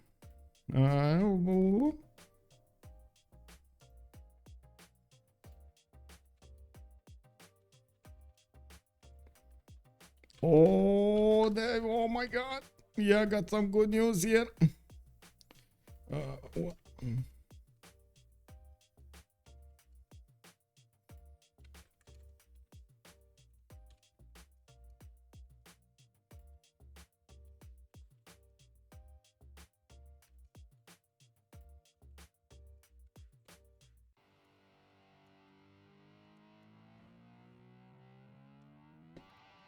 He will need irrigation for the olives anyways. Well, yeah, but is he going to want to spend the time for the Temenangi, or is he going to want to get Temple of Artemis here? Because this is a pretty good Temple of Artemis, I gotta say. 1, 2, 3, 4, 5 amenities over here in the city with extra food and extra production. Not bad, man. He does need to be careful about England, and I'm pretty sure he doesn't know it yet, actually. Lege did not scout past the Delicate Arch. It's gonna take a while. Woohoo! Alcohol Parrot just cheered 250 bits. Oh, thank you so much, Alcohol Parrot. Much appreciated, sir. No, you mean Persia? Oh, wait, what's going on in Persia? Yeah, he's gonna need it. Can you put out the team names, please? Yes, sir. Let's actually go for this. Let's go for the normal one. On the left side, we do have Freritos. Freritos de la Vega. You've seen how they are teaching their brothers, by the way. Did you see their brothers, Freritos de la Vega? Oh man, they're getting up in the world there. We do have Ulyss on the right side over here, and I gotta say I'm waiting for Ulyss to actually get one of those teams as well. Now, I think one of their club teams. Let's actually take a look over here on the pantheons. We're 10-18, so we should actually start seeing them pick some pantheons. Astikos did put down a farm on the wheat tile. Yeah, he's gonna need to improve his olive tile, and I do see he's choosing to go campuses quite early here. Not the +5 we were thinking, but it looks like he is gonna get a +4 over here and a +2 from the capital. I'm pretty sure he's gonna put another city to the south on the stone tile there and get that +5 going. So yeah, a lot of science can be created here. We do have Zulu starting to sniff around his cities. Persia just got a slinger, and Zulu's warrior just got settled on the wheat tile over there. Man, he's getting the munchies. He's getting the munchies on the wheat tile, stopping Astikos from getting that tile. It is what it is, man. Astikos does have a builder also with 2 charges, and we do need to see where is he gonna go. He could easily go for the sheep tile to the southeast, but doesn't have the option to actually go for the olives anymore. Now let's actually bounce on Basil. We do have holy sites coming up from Constantinople. He did finish one over here. It's a +1. He has another +1 next to the mountain in Sinop, and you do see he's actually moving his settler to the east side here, getting closer to Cree. And Cree did actually get to settle Moscow to the south and to the northwest, but did not choose to keep the cattle for himself. For those trade routes, it looks like he's giving up on that bonus. He does work 231 fertile, and of course he does have a cattle with horses to the west side. There's still a 3 city bonus, not bad, but still not as good as he could have been. Now getting a few more Okchitaus out of the city of Mikisivwachik. He's gonna need to fight off this Indian warrior, and you do see he's actually settling India quite heavily. Now we do have India with third settler moving to the south somewhere. We don't know where yet, but he does have an archer escorting it, and this Cree scout cannot do much about it. The archers are kind of the death of the Okchitaus. Let's actually take a look at England. Still no pantheon. He's putting finally that city to the southwest where we thought he's gonna put it first. Stoke-upon-Trent did get settled next to the horse tile to benefit from a 2-3 tile. He's getting his trader going, and he's gonna connect it with the capital city of London. Let's actually take a look at America. Okay, actually sending a trade route to Granada. He's gonna get the gold prioritized over the internal production, and that's a bit surprising, but again, I was saying this might be a problem with the gold here. And we do have Cree third settler settled over here, Paskavashik, next to another one of those 231 fertiles. Is going to get very close to India. I'm not sure this is going to be good for him. Those battles can actually move pretty quickly, even if through floodable terrain here. And we do need to see if Phyrsos is going to be ready for them. We do have him with a possible city to the south as well, next to those cattle tiles, or right on the cattle tiles. So that's a pretty good city. And I do see coastal settles on the west side. He's kind of steering clear away from Byzantium, which also, as you can see, Byzantium is going to put a city next to a 3-2 banana with some cocoa available for him. Oh my god, more bananas to the north to gather. And if he does put the city, he does have an available option to get a city staging place towards Cree, getting his defensive posture over here. This is going to be quite dangerous for Cree. If he doesn't realize this is going to be pretty dangerous. Wait, he doesn't know. He doesn't know. He doesn't know. Oh my god. And look at this. Actually, Byzantium knows. He knows he cannot pass through the south, but he knows he can pass through the north. Oh my god. Okay, this is going to be a problem. America sees Byzantium. Yeah, they do see Byzantium. Yes, I know, but he doesn't know how the land looks like to the southwest. That's what I'm referring to. As in, if you take a look over here. Yeah. They don't know anything about Byzantium. They just know where he is, right? They know about the influence, and that's about it. Oh, that's a problem. Probably not for gold, but for double envoys, you mean? Spriggle, good evening, sir. Fangario, also good evening, sir. My Amani America, maybe Amani America. Yeah, he's going for it. Fortress to establish over there in the city of Granada. He's gonna get the suzerain bonus, and we're gonna need to see how this evolves here. Now we do have Hazaggi building a road also to Granada, which is gonna allow him to get faster to Byzantium if he actually wants. But I gotta say, this also kind of builds a road for Byzantium to go to America. You know, it's always a double-edged sword if you build road towards your opponents. We do have the first Pantheon in the game. Earth God is being chosen over here by Canada. He's going to pop one extra faith point from each of these charming and breathtaking appeal tiles. He has a lot of them, and he did need to buy a warrior, so he defends his mine. Well, that didn't happen. The mine, the shift enter happened. Bartsake did manage to get the scout on the mine, and he is gonna pillage it. We do have a archer coming out from Ottawa, and as the warrior did attack into this scout, he cannot move away. He's gonna need to move next turn, and unfortunately, well, the archer might not get to shoot properly. Yeah, that pillage is still gonna go through. We do have also Bartsake coming out from the west side with another warrior. He's gonna try to put as much pressure to Canada on Canada as possible, and I gotta say, Hamilton, man, he's still building a monument. It's a 4-pop city, still building a monument. He never actually bought that 2-tool tile to the north, and as you can see, this actually hurts him quite a bit over here. We do have Zulu coming up with fertility rights as a pantheon. He already put his Ikandas down. They're mostly to the east side here, and it does seem like he found out where America is. And now we're going to need to see the barracks getting into the Ikandas, and I'm pretty sure he's going to want to get quite a few of them. He does get culture and gold from each of these buildings in the Ikandas, and especially if you couple that with a pen brush and voice, that's quite a bit. That adds up quite a bit.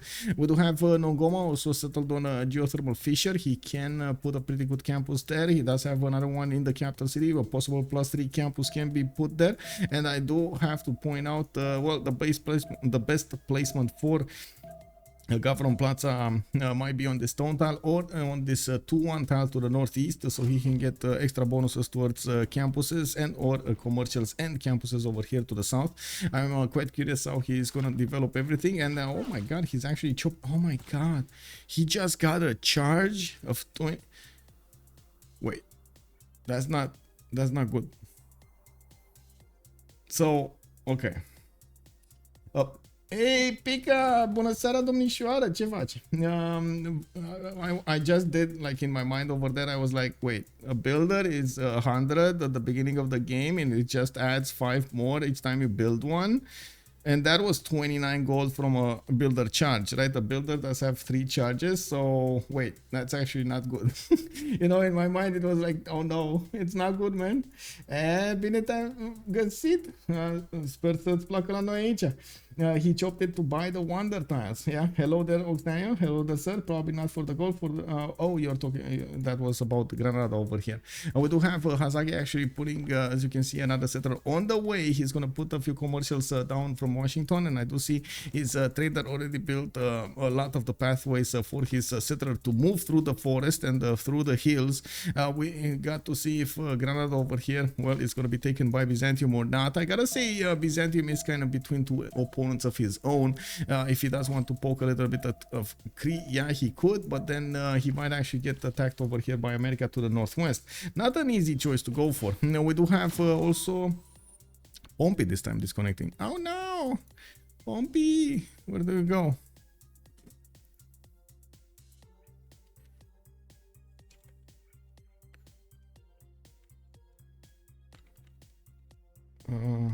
One second.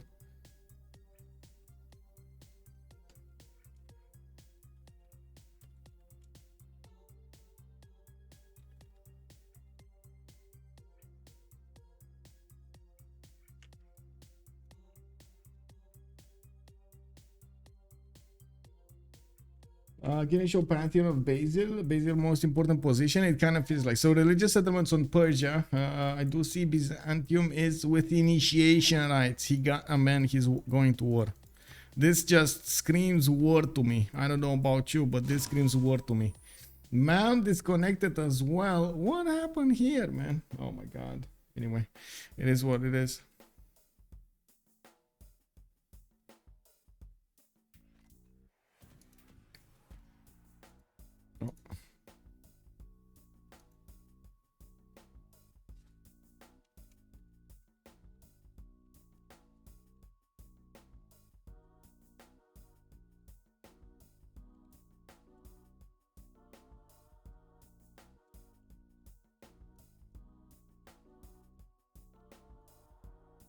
Not a fan of the choice of basil. Access, good evening, sir. I don't know about that, man. I mean, it can definitely do quite a bit of damage. I'm more concerned about the gold generation than anything else, and maybe that's one of the reasons he actually went for I would say he went for this banana improvement for early irrigation, so he can get his plantations improved and generate some gold. Not bad tiles actually to work in Constantinople, and he does have quite a few plantations to actually improve. 2 cocoa tiles in Sinop, 2 bananas in the capital. I do see Trebizond also with 3 bananas and a cocoa tile, so that's quite a bit of gold. Let's see, 1 2 3 4 5 6 7 yeah, 14 gold just from that.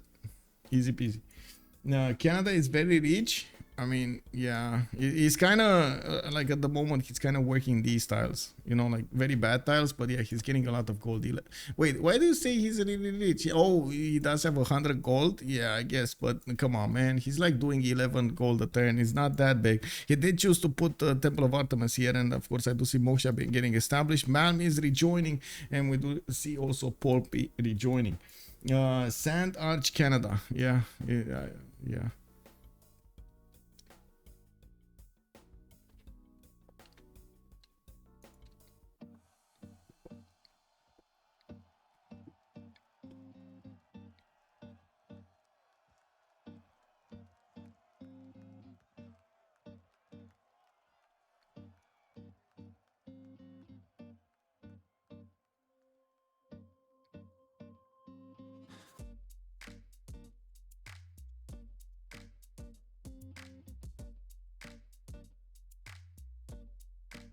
I feel like America hard carry for Ulyss this game. I mean, to be honest, in what game Hazaggi played and he did not hard carry? Come on, let's be honest about this. Like, Hazaggi is just being all over the place when it comes to carrying games. Oh my god, so many times we've seen him. We do need to see also how Chandragupta is going to get this going. Looks like he did choose City Patron Goddess as a pantheon. 40% of the first district he builds in a city. It looks like he's trying to poke around, but Phyrsos is over there defending his cities over here. And I do see Phyrsos did start to upgrade some of these pastures in the city of Moscow too. Still did not choose a governor. He did not choose a governor. We do need to see when he's going to choose and what governor he's going to get. He's now building his trade routes here from Mikisiv, Wachik and Moscow too, and I do see, of course, he does have 2 extra cities.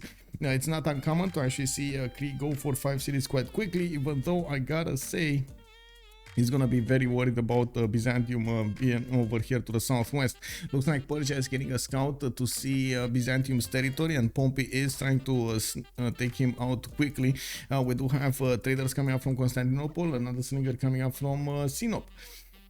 On England, we do have God of the Sea being chosen. Okay, we got over here 2 fish tiles improved, 1 crab tile. He does have the bonus for his Celestial navigation, and I do see Magnus is establishing in the city of London. It's creating the pathway between Stoke-upon-Trent and London, and I do see new monuments coming out over here in the second city, so that's not bad to actually get those going.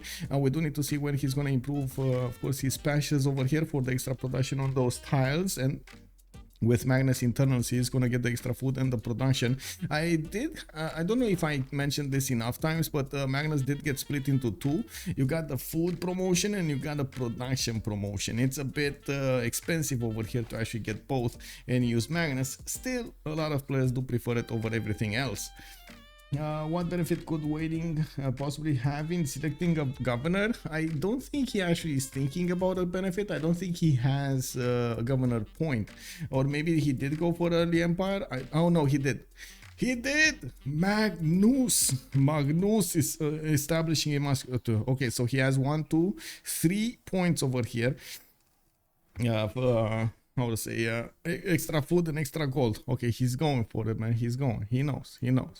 Unfortunately, man, he still did not choose to go for the iron tile. Let me get the countdown for them really quickly.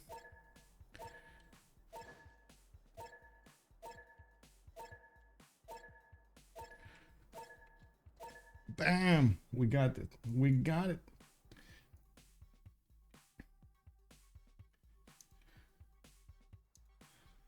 Let me actually put up the prediction on the screen also for who will win, because we got a little bit of time. Ulyss and Freritos de la Vega, 30 minutes to get your points in. And of course, we did see the majority of the bonuses of the players, the lands, the early moves here. We almost know all of the pantheons. I did see Open Sky also being picked up over here by Cree. He does have a decent amount of bonuses that he could get. Let me actually take a look. 1, 2, 3. Wait, decent. That's not decent. 4, 5, 6, 7. I guess if he goes non-freshwater, he doesn't actually need that much of. He doesn't have that much of a problem to go non-freshwater with the Mickey Wops, so he's not going to be scared about it. Now we do need to see also Sprig over here getting his religions, just as Byzantium. India is one prophet a turn. I'm pretty sure he actually is building up his shrine count, and I do see another holy site did get finished in Mumbai. We do have it with a +3 in the era score over here. Most of everybody did manage to get their points except Hazaggi. Hazaggi is going to get the suzerain bonus of Granada soon, and I do see another settler is coming there. There is a government plaza being built here in the city of Washington with Moksha establishing in 5. That should be enough points for him to actually get there. How many turns? We got 5 more turns, and that's actually, well, not going to be enough for his other one. Another 5th settler coming up from Philadelphia soon. We do have Ulhas discovering Mount Vesuvius to the south, and as you can see, Persia is going to be quite close to America. Might actually save him from Zulu over here if he's ever going to be pushed from the west. On Persia side, the religious settlements will allow him to get these settlers a little bit faster, and as you can see, he's sending them on their way. I'm pretty curious where Astikos is going to choose to go for next. We do have a 6th settler coming up from Tushpa soon, and I do notice he's getting a builder here from Bartsake. I think he already built the monument. Did he? No. He did not build a monument. Oh my god. Okay, he's going builder first over there in that city. That's gonna take a while to get all of the culture in. I should say, Nader Shah is not really well known for a lot of culture, but he did put down a Peridesa, so at least that makes that counts for something. He's gonna get so much science from these campuses so early on. Nobody's making any scientist points here. We do have India on 2 points. We got Byzantium already with 6 great prophet points. And wait, didn't he recruit? Yeah, he did recruit prophet, and Catholicism, choral music with crusade and initiation rites coming up for Byzantium. You can imagine this is going to be very dangerous for any civilization that is going to be next to him, especially if they start losing units left, right, and center.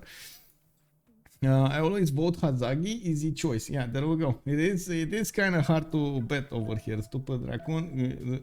Yeah, it is kind of hard to bet. Senior Testa, also good evening, son. I always bet on lead, so he'll win this one with culture.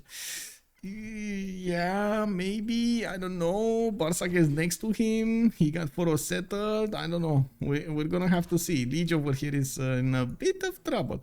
We do have him finishing up his Temple of Artemis in 1 turn. I do see shrines that are also coming out from Quebec City and Hamilton. Oh my, oh my, oh my. He's actually building holy sites next to an opponent civilization. I'm pretty sure he's basing this on the fact that Bartsake is not gonna be that I would say aggressive over here, and we do need to see if Bartsake is gonna go for horseback riding, because that's the only way he could actually efficiently go against Canada. We do have him getting a few slingers out, and I did notice he's going pottery, so probably he's gonna go commercials next, or I should say getting some campuses in the meantime, writing and currency on this pathway, not going towards archery and horseback riding. We do have him getting his random tokens for the extra ability to get the gold, and of course get those lighthouses for the extra trade routes. We've got Magnus establishing there in London also. Okay, second pasture improved, builder over sent towards the fertile. I do see commercials coming out from Moscow too, commercials coming out from Miksivachik and Pasha of Ashik to the east side. I'm a bit surprised about this city, by the way. I would have expected it to go in the south rather to go into east, but I guess he didn't actually explore the south over here, and I'm pretty sure he's gonna need to get that city to the southwest of Moscow to get the defense going. Now we do have Moksha establishing in Constantinople next turn. Byzantium here is managing to deal with the scout he was attacked with, but not before his horses got pillaged. We do have a trader going towards Sinop here, or coming from Sinop. Yeah, it's Constantinople to Sinop, getting also Governor Plaza right next to that holy site, so he can get some gold in. I do see San Francisco did get put on the east of Los Angeles, on the lake. Actually, this is a lake. This is a lake, the Great Salt Lake. Wait, somebody declared war on something. Who declared war on what? Oh, Granada declared war, I guess. Yeah, it got soused. So Granada declared war. It is what it is. Bologna over here. Oh, okay, in terms of city-states, we do have Bologna as the single science city-state in the game. It looks like it's going to be to the southwest of England. We got Venice with Samarkand and Mogadishu coming up for the trade bonuses. Mohenjo-Daro is going to be the only one for culture. Cardiff, the only one for, and Auckland, actually, the only ones for industry. They're actually quite close to each other, and we do need to see how Age of Steam is going to manage to steam his way towards them. We do have also Cinguetti with Yerevan and Nazca, 3 city-states that will give religious bonuses to any civilization in the game. And as you've seen over there, even Canada is making a religion here. We will see 3 religions. This is going to be quite interesting. We do have also a CAD with Granada for the military city-states. I gotta say, not very amazing bonuses. The CAD is pretty good, but Granada, kind of meh. We do have +5 commercial finished up over here in Washington, and looking at their score screen, everybody did manage to get over the threshold of 19 points to get a golden age. That's pretty good. We got America putting another city over here to the west side of Philadelphia. That's going to be his 5th one before the golden age. That's going to be pretty good. He can actually go on the wheat tile over there, and as you've seen, Zulu did put all of his Ikanzas to the east side over here, getting a new wave of settlers from Ulundi and Nonwengo, but not before he actually finishes barracks. Now we do have Nongoma getting a Pingala bonus, and ooh, this is something we have not spotted. Torres del Paine to the north of Nongoma. I don't know how I did not see this, guys. A 4-3 tile over there, a 4-2 and a 4-2. Who's the wait, somebody put 50,000 points. Yeah, somebody did put 50,000 points. Or did you guys just how to say control who got who over there? It is what it is, man.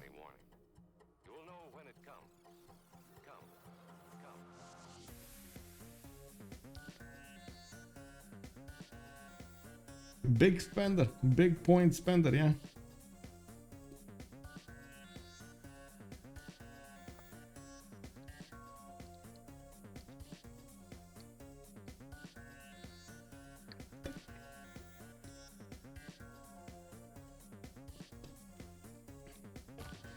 Okay, so this is the golden age. We're gonna start needing to watch what kind of bonuses they got. I gotta say, America still did not get his pantheon here. Looking at the yield stamp, we do have Hazaggi making 3 faith at 10, not a problem. He did manage to get Moksha in Washington, so he's getting the points from him, no problem. It's just a matter of actually getting the 12 points he needs to actually acquire a pantheon. Wait, did he? What is his faith? You see, he's still on. Did he just get the bonus? Check. Anyway, now we do have Ulhas with a pen, brush, and voice, golden age 9 science with 26 culture. He does have a decent amount of gold as well, 20 gold at 10. I do see he's still building up those settlers, and finally getting Pingala and Nongoma in 3. That will get him the science he needs. I wouldn't be surprised if he's gonna go for a campus soon. And I do see his Governor Plaza did actually get placed to the northwest of Ulundi, not to the northeast where I was thinking. He might actually get another few cities over here on the west side, and of course try to use that Governor Plaza for its maximum effectiveness, maximum effort. We got Pompi with 8 science and 19 culture only, 26 gold a turn. He did get his choral music with Crusade, and I do see he did manage to put up quite a bit of a defense over here in Sinop, getting a wave of settlers from Constantinople and Sinop. He did use Moksha as the first governor, with Magnus establishing in Sinop soon in 4, and I do see Some archers are also getting built here in Trebizond. Did use his initial faith from monumentality golden age, so he can buy out these builders. It's quite common if you see a nation with initiation eyes to go for a lot of units, so he can benefit from the faith generated from popping out of unit from its production. Sprig did go for a monumentality golden age, still on 3 cities, getting his settlers now, and I do see he's also getting a few shrines over here. Calcutta coming up with Magnus in 2 turns. Moksha in the capital city, Gavro Plaza placed in the south. I do see stepwells finding their way into his territory here, and we'll need to see his religion, Islam, work ethic, and cross-cultural dialogue. He's gonna get the production from the shrines and each temple, while he can actually convert his neighbor over here, Bartsake, with no issues. Try to get some extra science from his citizens. We do have also Bartsake with a Penbrush and Voice Golden Age, 8 science with 18 culture. Quite a few harbors did get built over here, a +5 and a +2. Yeah, a +2. I do see another +2 over here next to Stockholm on Trent with lighthouses coming around. I do see he's actually getting a few units to get upgraded or defend over here. Let's see, tech side writing. No, this is just defending. Now he's getting some amenities as well with improvements on his pastures on the horses, so he can get the extra production going. 2-4 tiles over there to work, and of course he's building this wave of settlers to get more cities. I wouldn't be surprised if he's gonna get one to the stone tile there to the northwest. And also I'm very curious how far into the west side he's gonna go on the northern side of the shores of the inner sea over here, so he does give India at least one city so they could trade with each other. Hazaggi on the other side did go for a Penbash and Voice Golden Age. I do see him still without the Pantheon. He's making 5 faith a turn now, so he's gonna have enough points next turn, putting a wave of commercial so he can start acquiring these great merchants. At the moment he's on 1.1 point, while Cree is already on 3.4. We don't have anybody with scientist points yet, which is quite surprising because Nader Shah did actually put down these campuses a lot earlier than everybody else in the game, but he never finished them. We do have him with 5 cities at the moment. I do see another wave of settlers coming out from Mashhad, and one moving already to the west towards that incense tile southwest of Bakhtri. Now we do have Astikos with a Penbash and Voice Golden Age, 8 science with 12 culture and 15 gold a turn. 45 productions though. Does have 2 of these traders going internally towards a Magnus city, and I don't see another governor, so I'm pretty sure he did try to get everything going in Governor Magnus there. With of course the governor points, that's what I mean. Lege coming up with 9 science and 15 culture. They choose to go for the monumentality Golden Age. He's making 26 faith a turn, and putting down an encampment from Hamilton, trying to also get victory in that city, and still doesn't have a lot of production in the city center. It's only 10 production, 9.9 to be exact. You can imagine it's going to take him a while not only to build the encampment but also build everything else. I wouldn't be surprised if he already actually switch these tiles, the mine tiles, to the east, so he can get a little bit better production there in Hamilton.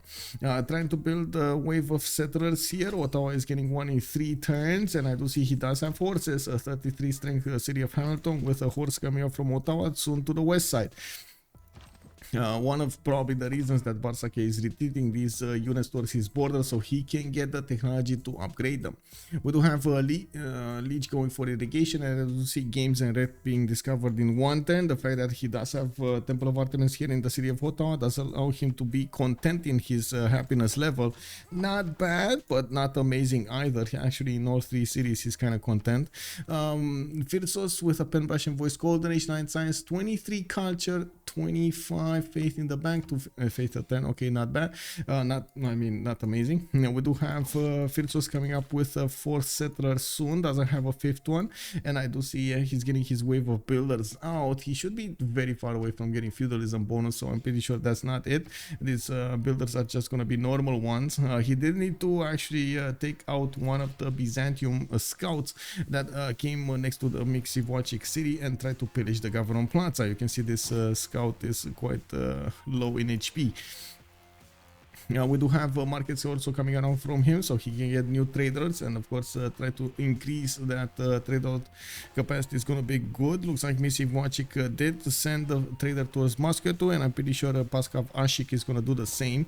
There we go. Both cities are trading to the Magnus capital, the Magnus city, I mean, where he did manage to improve these fertiles and generating 31 gold a turn at the moment from his cities. 48 production with 48 food. Not bad, not bad. But Hazaggi is keeping up with him.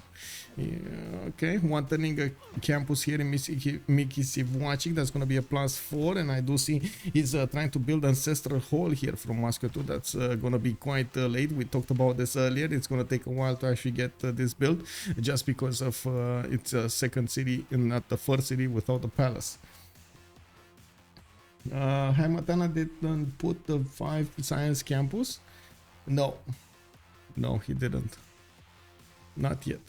Oh my god, he's not putting it.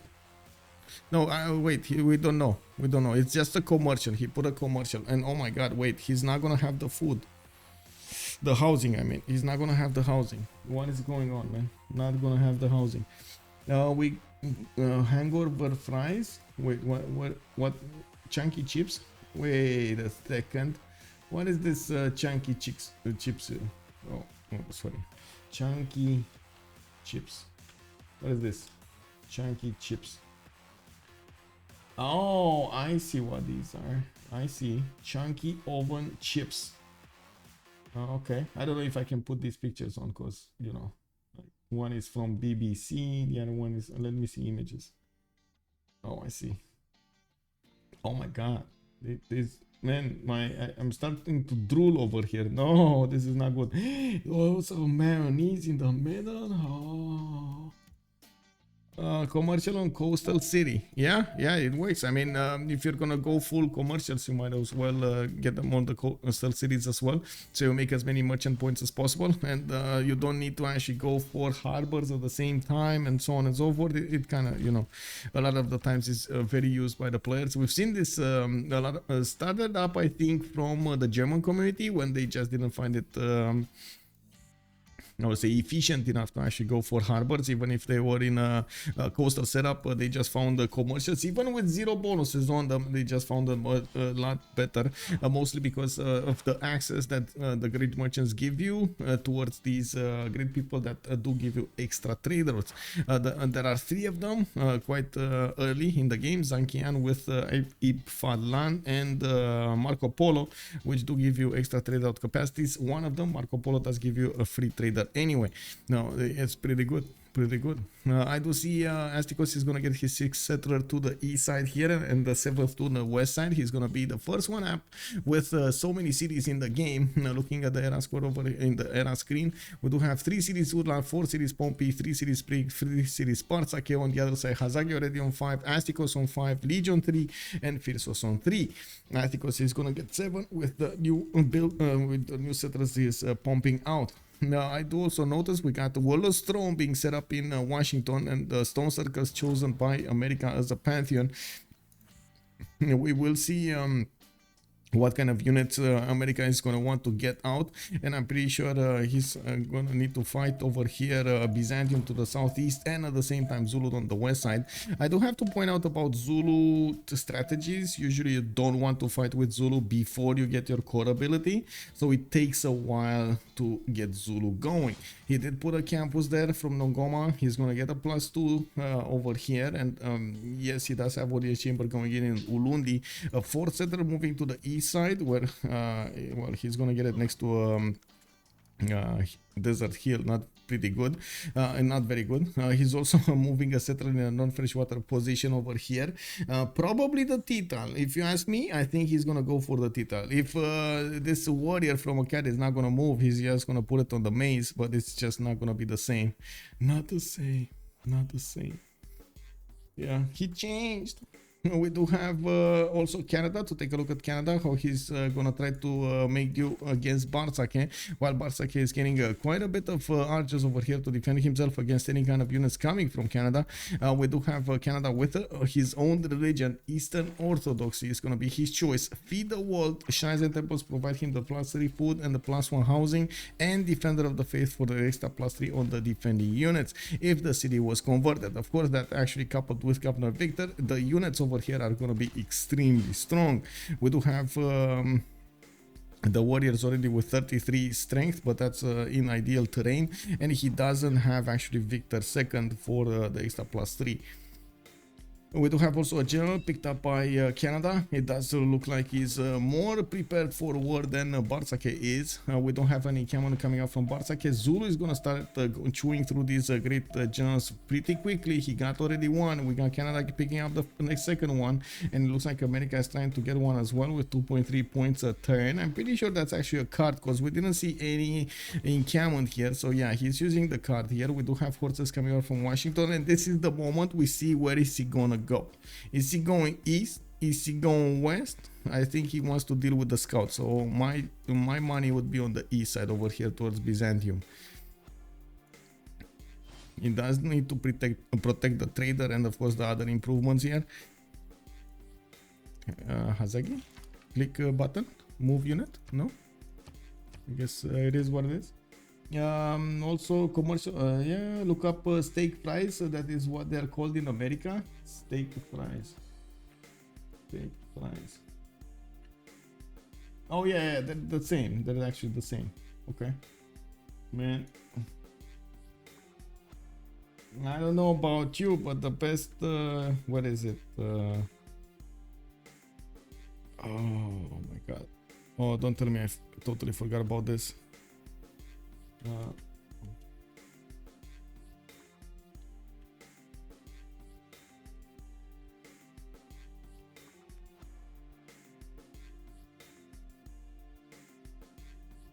I don't know about you, but I like these fries the most, man.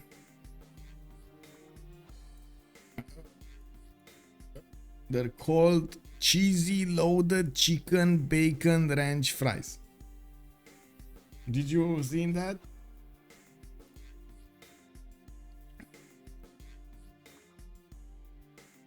Oh my god, man, these fries over here. And I know that's a lot of things.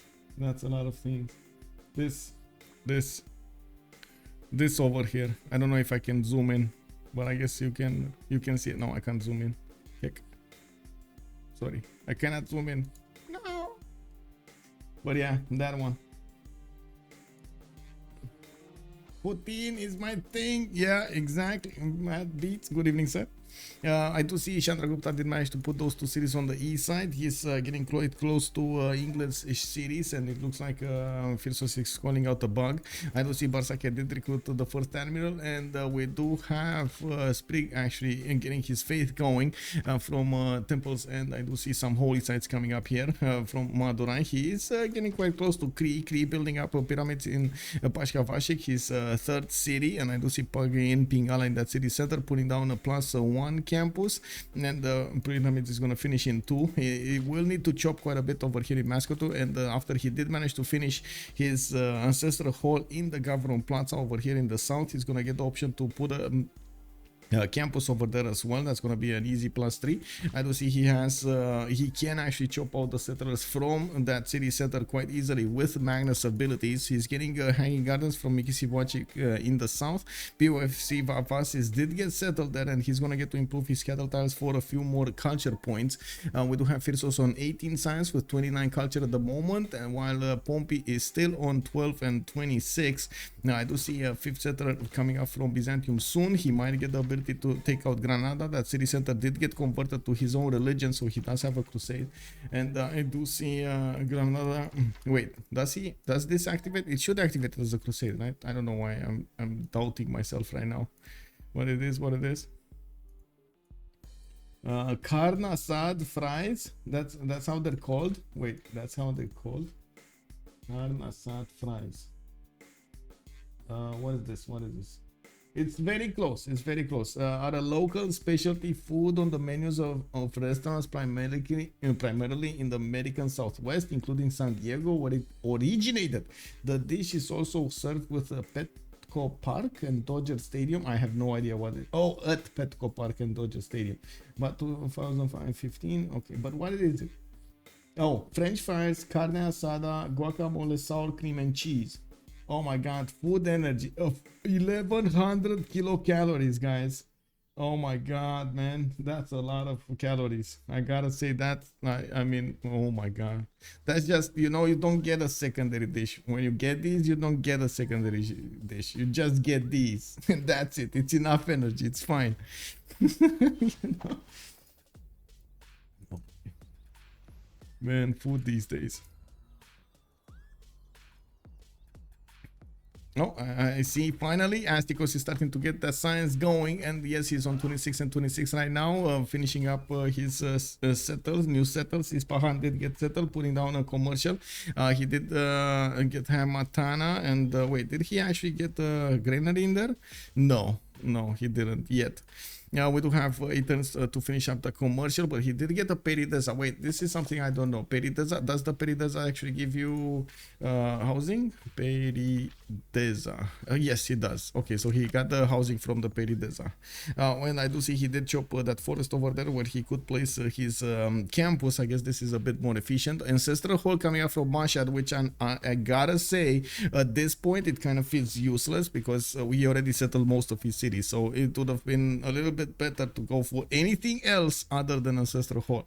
Maybe he's thinking that he's going to keep on expanding and try to get the benefits out of having a builder over there in his city center, or this is just, you know, one of those things you are used to doing, so he's doing it. Carne asada is Spanish for steak. Ah, I see.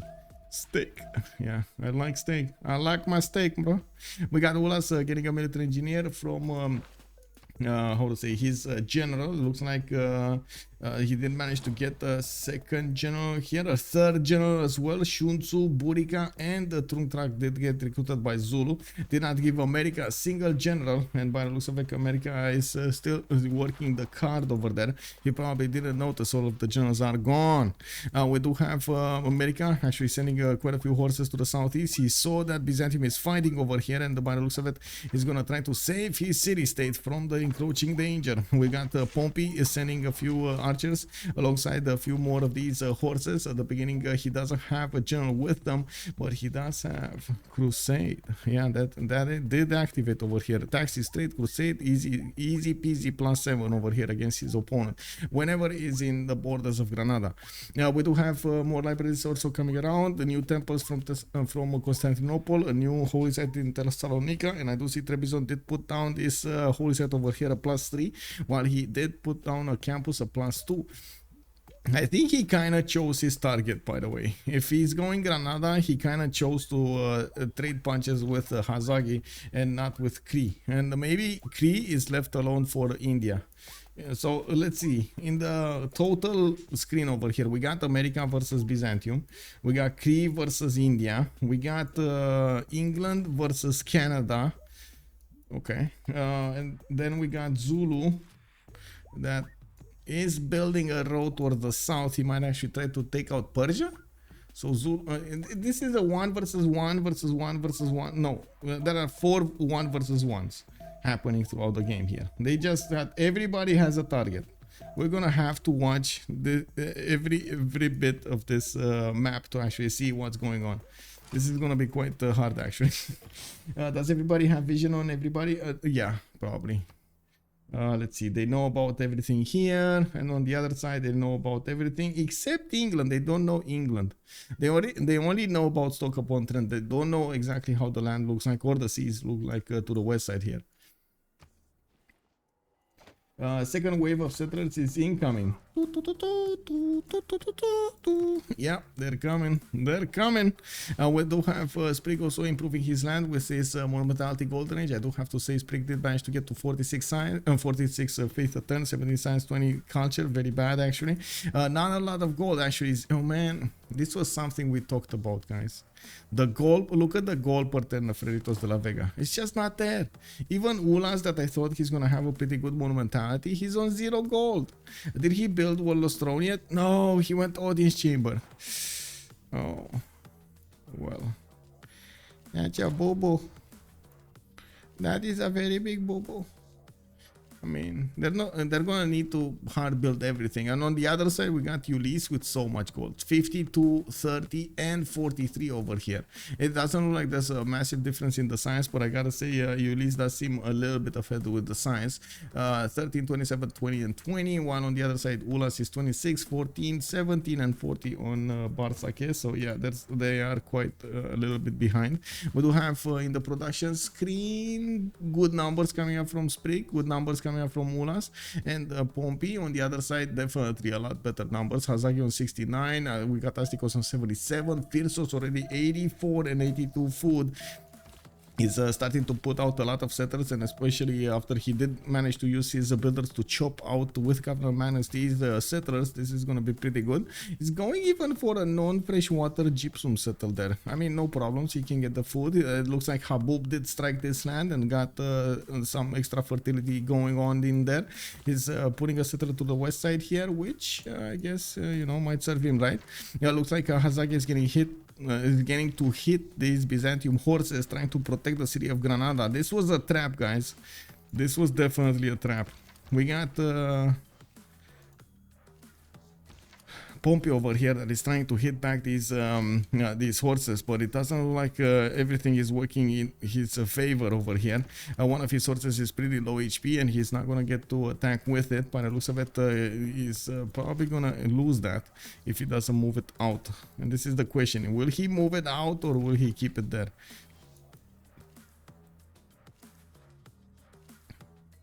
Magnus establishing in the city of Adrianople. The library is finishing up there. Constantinople is gonna get a campus. Oh my god, this is more or less cold. Minus 13 on one side, and we got Pompi making 5 and Bartsake making 21. So that's like, sorry, making 16. So that's like what, 21 minus 13. Kicked up, you man. That's very bad. That means no gold for upgrades. That's what it means.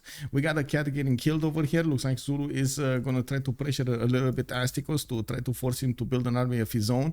A new wave of settlers coming out from Bakhtri and Mashhad. We do have finally that awesomeness campus, a +7 campus coming out from Hagmatana, and I gotta say he can actually. Oh my god! Just think Pingala triple in Hagmatana. Oh yes. Pingala triple in Hagmatana. Let's go.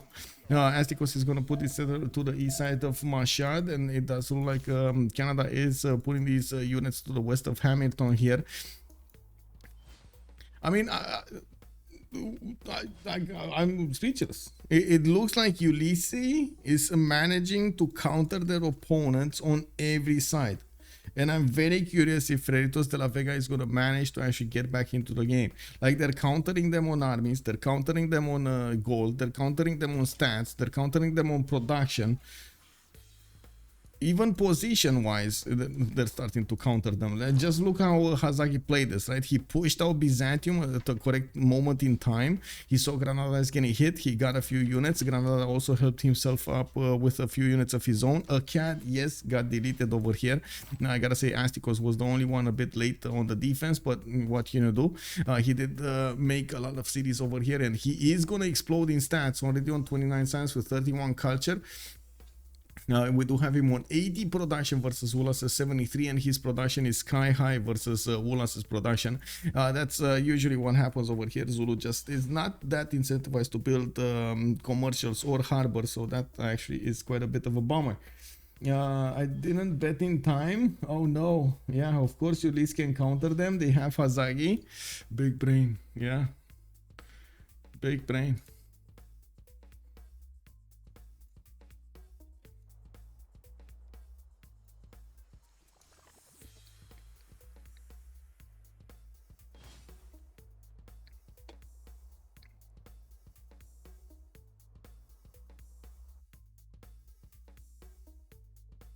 Okay, okay. That's a lot of settlers from Astikos, I gotta admit this. A lot of settlers. He's also coming up on the feudalism timing. He did actually finish feudalism, so he's getting all of his builders out. I'm pretty sure we're gonna see this time and time again. We got some builders coming up from Ulhas also, and I'm pretty sure this is also gonna be a feudalism time for him. Let's actually check it out. Yeah, 5 charge builders. I do see these horses of Ulhas are starting to get next to the borders of Persia.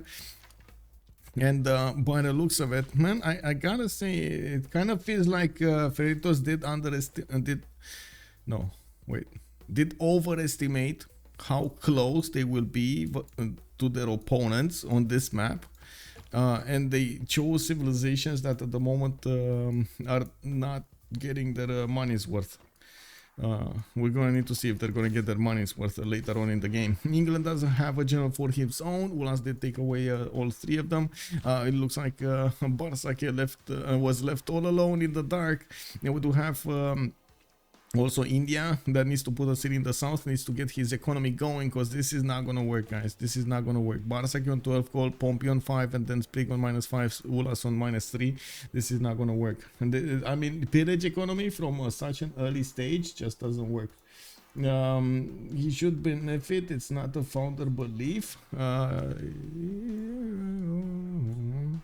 Wait, you're talking about what? I'm afraid that Ulyss has to manage against the Age of Steam Victoria. If vantage, it's going to be a problem.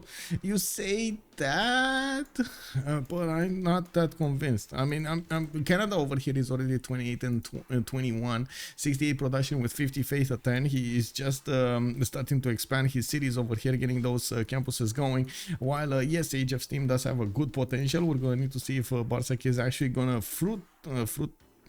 how to say, is gonna convert that potential into an actual bonus. He did put his government plots over here to get more gold and not more science.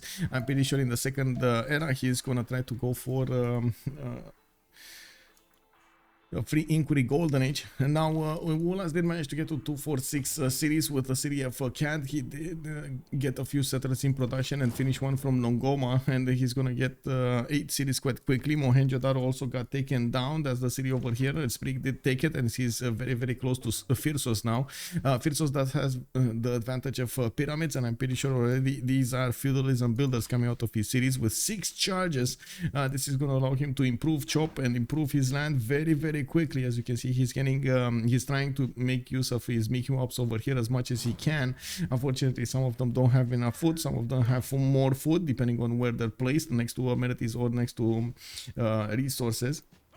We do have a pretty good campus coming out from Moscow to a +3 here. He's starting to put a theater square in the south of Miximuachik, and Phyrsos is generating 59 gold a ton with 98 production. This is going to be pretty good. 24 science with 47 culture. You can see Sprig is barely on 29 and 22, and he doesn't actually get to explode that much. He's going to need to recover in the economy, and that's exactly what he's doing. This will stall him out when it comes to science and culture. This will be a problem. He did choose to go Ancestral Hall, but then he didn't actually get his new wave of settlers here.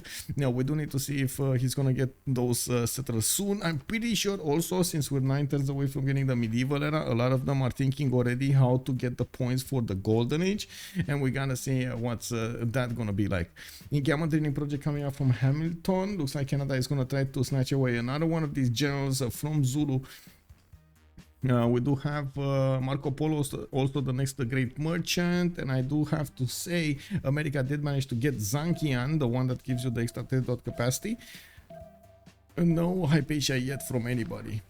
We do have in the merchant screen actually Cree making 8 great merchant points a turn, India on 3.4, America 9.2, Persia is on 1.1. And I gotta say, also Hazaggi did manage to successfully defend Granada. He's not pushing forward though, he's just keeping them there.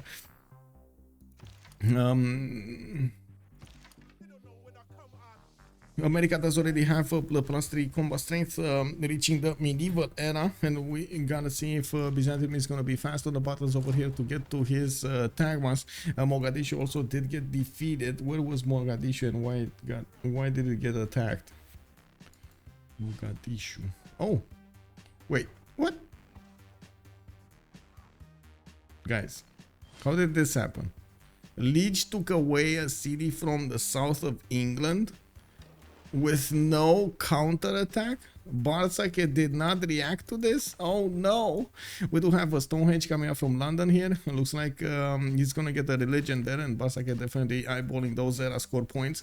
Now let's actually see what's going on here. Ulhas on 46 out of 55, starting to bonk against the units of Persia. No problems though. The Persian spearmen. Oh guys, these Persian spearmen are actually dying to the horses. And in the next update, for some reason, BBG wants to nerf them. Uh-oh. Well, that's gonna be a kind of a paper-thin spearman line over there. Freritos GPT, where? There's no GPT. I don't know where's this GPT, man. It's gone. It disappeared. It's look at that. Bartsake 7 gold, Sprig -1, Pompi on 4, and Ulhas on 3. I have no idea what it is. And we got some horses also coming up from Canada from the south to try to help out against Zulu. They are gonna try to make a semicircle over here of defense, and we do need to see if Zulu is gonna get to push some more here. At the moment, he's not. He's building a line of units, and that's about it. Let's see what's gonna happen. New spearman coming up from Bakhtri. I do see still Astikos is building settlers, no problems. He has no shame about this. He's getting new settlers out, new cities. He has enough defenses to put up quite a fight over here against Zulu's units. And Zulu getting his new Ikandas. He's gonna need to base himself as much as possible on his impis next up. And impis against spearmen are just not gonna be a good match. I'm pretty sure the impis are gonna win the fight against their brothers over here in arms. Now we do have Cree also getting attacked by India. Looks like Phyrsos is gonna need to get his own spearman down. He has one to the south of Persia. Vavas no classical unit yet, but he does have a lot of builders just chopping down a lot of things over here in his territory, putting down his first encampment. I do have to point out Sprig doesn't have a general of his own. We do have new horses coming up from Lege, and looking at Lege's tech pathway, he's on construction and he's getting civil service in 1 alongside Phyrsos, and I guess we're going to need to see Hazaggi soon also. Looks like I think Ulhas just got pushed back. It's fine.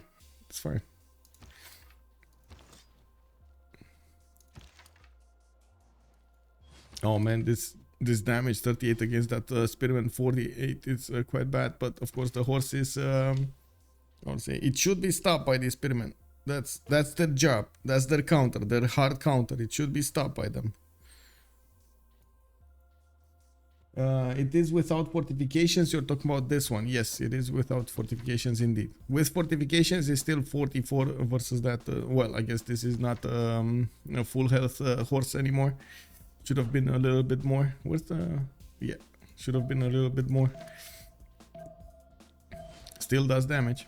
We do have Sparta coming up with the traders here, getting new campuses. That's going to be a lot of science. And Astikos did counterattack into that horse of Zulu, trying to push the general back. Let's actually see if Astikos is going to get the first moves. No, he's not. God, man. Get the general, bro. Like, these units would have been paper without the general. Anyway, he probably was worried that this Isfahan is going to be taken. Oh, why are you worried about this one? If any horse is going to get hit, it's just going to die. Anyway, I guess he didn't want to take the chance. Now we do have Astikos putting a few more Peridezas. I do see campuses coming from Hamatana, and by the looks of it, he's starting to chop even a few of his bananas. A lot of science will be generated here. He does need to bank on his higher technology to actually stop this Zulu attack. We do see Astikos with 50 science. He's going for masonry. He's also going for military tactics over there. Military, how is this called? Training? I believe it's military training, right? Not this one, right? Yeah, military training. On India's side, we got Sprig coming up here with 310s for Oracle in the city of Mumbai, finishing up his temples. He did try to poke a little bit Vavasis, didn't get anywhere because these spearmen were on point exactly when they needed to be. Phyrsos is gonna get another wave of settlers, and unfortunately for him, Byzantium's attention is all towards America here and not towards him, so he's not gonna get to worry about his western borders at all. We do have campuses coming up from this. Oh my god, he's not going for the economy. Ulhas did manage to get 28 gold at 10. Did he just plug in the -1 card? No, not even that. Classical Republic, okay, reduces land, urban planning. Kick. Okay, 28 gold at 10 coming up from Ulyss, -7 on Pompi, Sprig is on 12 and Bartsake on 5. I'm very curious, how is Bartsake not making any gold? He has good harbors. Is he spending so much gold on his armies that he's not getting there? His cities are getting taken down. Bradford is under attack. We got Lege over there attacking that city state with the help of a Phyrsonian Cree scout here. Let's actually see if that's actually gonna go anywhere. Of course, Bartsake is running to help that city stay alive, and he does have a horse on the way. That's not gonna be fast enough though. Yeah, not gonna be fast enough, as in not gonna be fast enough to actually get this into the city center. Yeah, that city is gone. I think we know which one is gonna be the first victim of the game, guys. Why do you need immortals when you have settlers? Yeah, exactly. Yeah, why not? Yeah, get settlers, man. In the face of danger, you build settlers. Man, I'm gonna vent a little bit of a frustration here. I'm so sorry I couldn't get the 1v1 cup game streamed. I have no idea when they're getting scheduled or why and how and who is playing against whom. Like, it's such a chaotic mess over there on the server. I mean, it's good that it's ongoing and they left it to basically like whatever happens over there, as in whoever plays against whoever, and it's just, oh my god, I can't follow this. I wish I could, man. I wish I could get some 1v1s for you. Legion 2 Front doing a crucial role in the game. I'm proud of our old streamer. Yeah, he's doing amazing. Yeah. He's pushing back Zulu over here, Ulhas, and by the looks of it, pushing into the lands of England. Bartsake does have a significant problem, and you know when their economy problem is actually gonna show. Not right now. They can still use their production to get classical units and so on and so forth. You know when it's gonna show? When they're gonna need to upgrade, and they're gonna be like, Pikachu, I cannot upgrade. I do not have gold. Guys, do you have gold? No, we don't have gold. Like, guys, I need to get my timing going. I need to improve some impies. We don't have gold. Guys, I need to get tagmas. What am I gonna do with tagmas? I need to upgrade them from heavy chariots. We don't have gold. Find your own gold. Get your own gold. It's all good. I mean, Canada Irelin Vicky by taking out its GDP. Yeah, that's pretty good. Gotta say, and looks like Canada is gonna take out Bradford, no problems. Bartsake does have a swordsman over there that might actually attack the Occitan, but yeah, that's not gonna help him at all.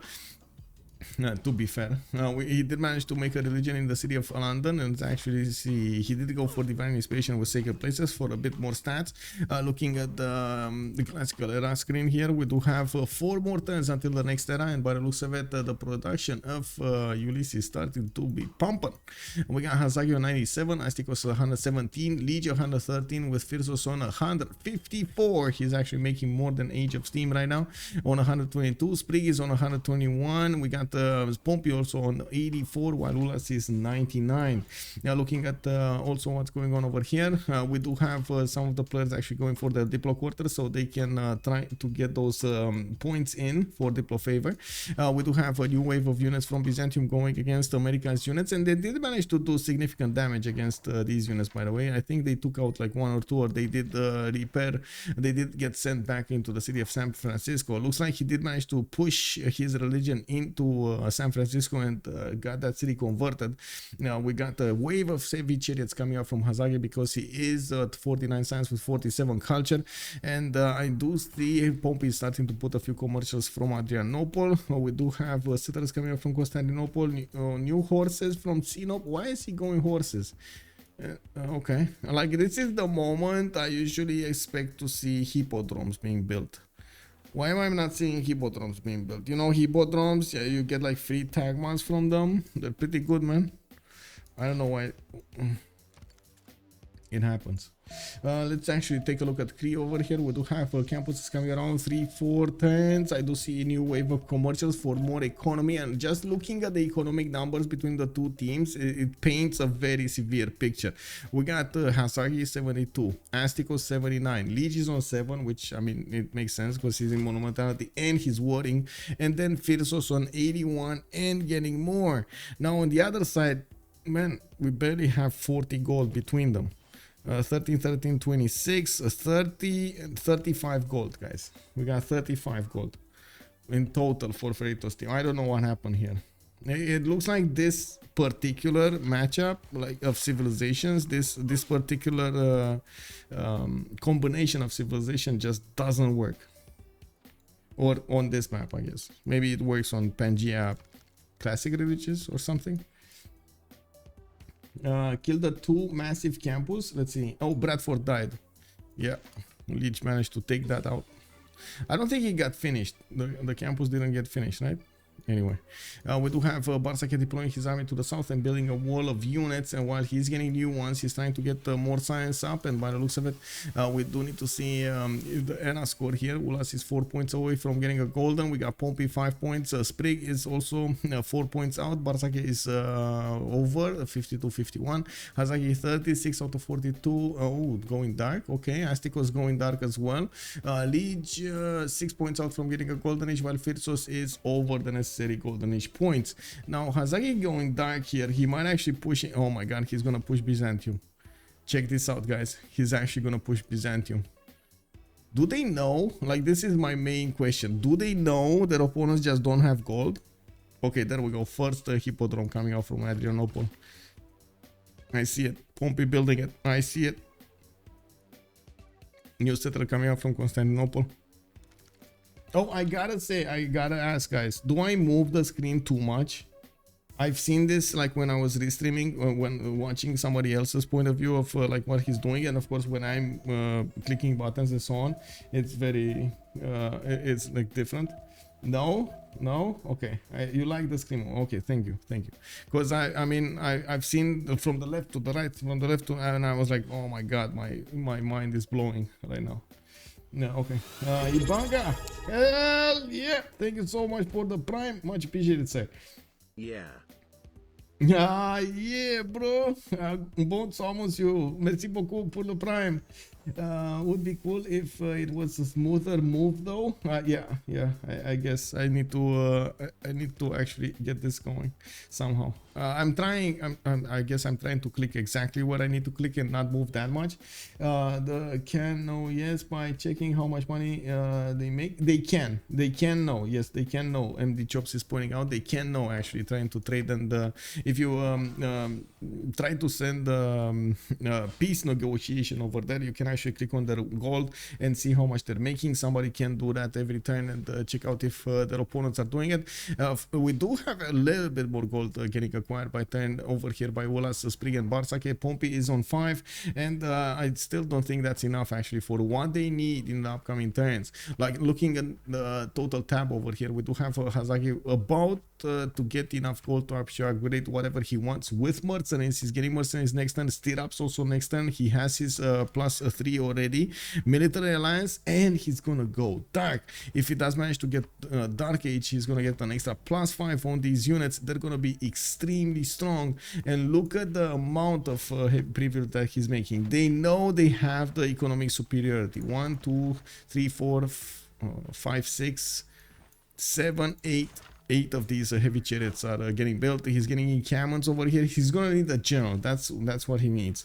He needs one of these great generals over here, medieval renaissance one, and I do see he's on 0 points a turn. Ooh, he doesn't have encampment. He is finishing it next turn. The first timer is out and about, a 64 strength unit against the horse. He doesn't have a general of his own, and yes, it is in the Crusade land, and we do have him attacking America's units with no problems. America cannot attack into the Tagma itself. It's 70 strength on the defense. A lot happens in Civ all over the map. Yes, it does. It definitely does. Let's see, over here we do have some moves. Bartsake is pushing back the Canadian horses, and Lege did manage to keep Mogadishu, no problems. There was no pushback from England. England is 44 science with 48 culture. He's quite ahead of Lege on 33 and 26, and I gotta say he did overtake him in sheer production numbers, but Lege is ahead if you count those faith points. We do have also, let's see, Astikos already over 100 science, 101 science, 76 culture. He's on 2, 4, 6, 8, 9 cities, 9 cities already. Did get a few pikemen to defend himself to the northwest.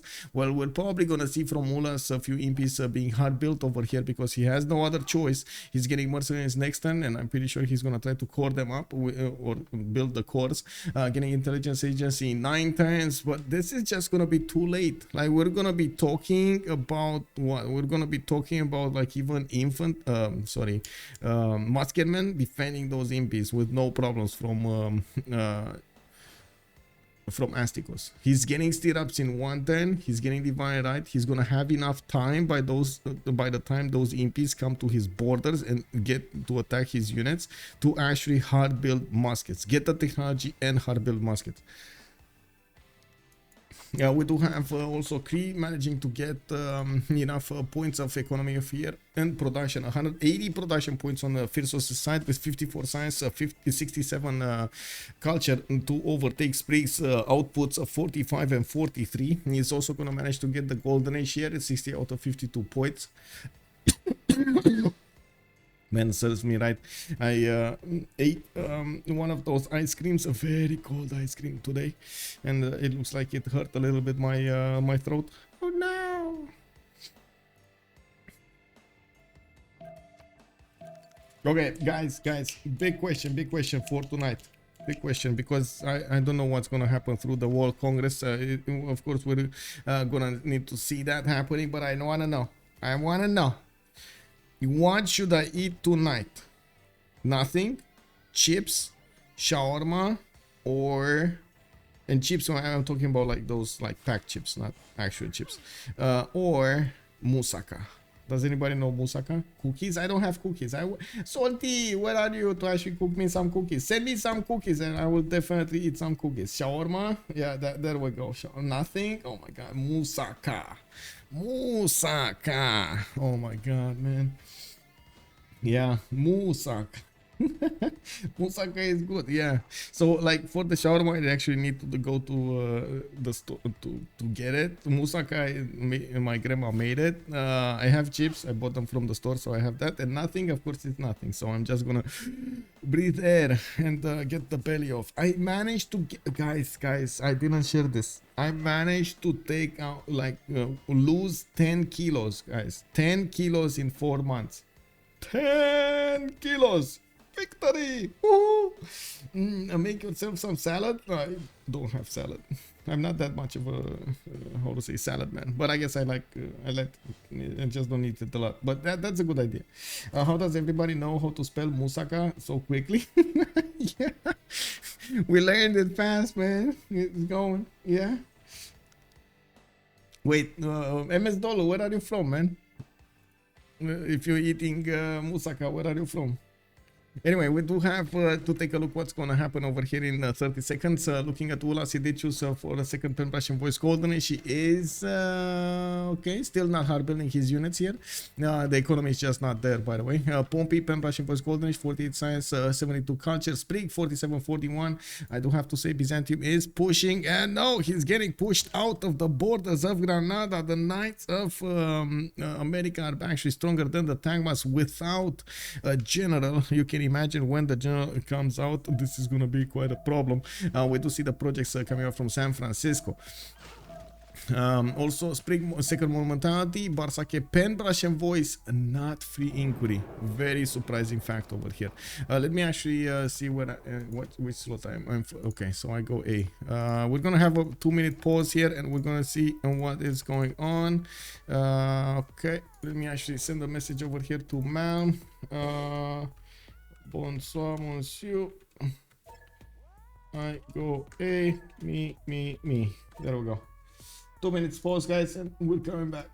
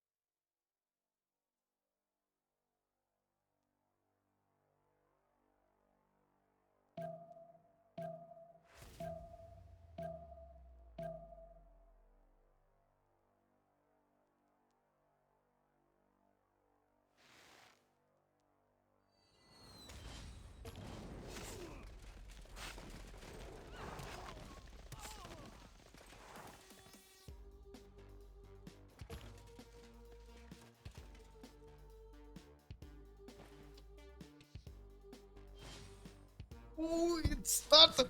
We got this. Don't go to Grecian. I think everybody understand what I mean. What did you say? Top science in the map and Dark Age. I don't understand. Yeah. Okay. So let's see what happened over here. These knights are actually 62 strength against the Tagmas 61. That's still without the general. The general still needs to be recruited. We do need to see when that's gonna pop out. There we go. We got Timur appearing over here in the city of San Francisco, and he's gonna get deployed to the south to help the attack on Pompi. Pompi is trying to get out Tagmas. Hard building them. He doesn't have the option to actually pre-build them or build in a quick amount of time his encampment to get the general for them or get the Grandmaster Chapel. He did click on it, but it's just too late. Now we do have also Hazaggi coming up with a monumentality dedication bonus because he's in a Dark Age. He's using the Dark Age card to beef up the strength of the knights over here with an extra +5. Or is he not? Wait, he's not even using this? Oh my god, he can get more damage. This is gonna be catastrophic. Check this out. Twilight Valor over here. +5. He's gonna put it instead of the... Wait, what can I... What? Why can I switch... Whatever. I didn't know I can switch actually cards. I'm sorry. I hope I didn't switch his cards. Hazaggi... No, I didn't. Okay. Anyway, you can see... on Astikos, we do have him on 119 science with 54 culture. We should notice a few of these pre-builds coming around. Looks like heavy chariot cores are coming out from no, oh my god, no. Wait, he's gonna want to actually hard improve these, how to say, improve, upgrade these. Oh, that's not gonna happen, man.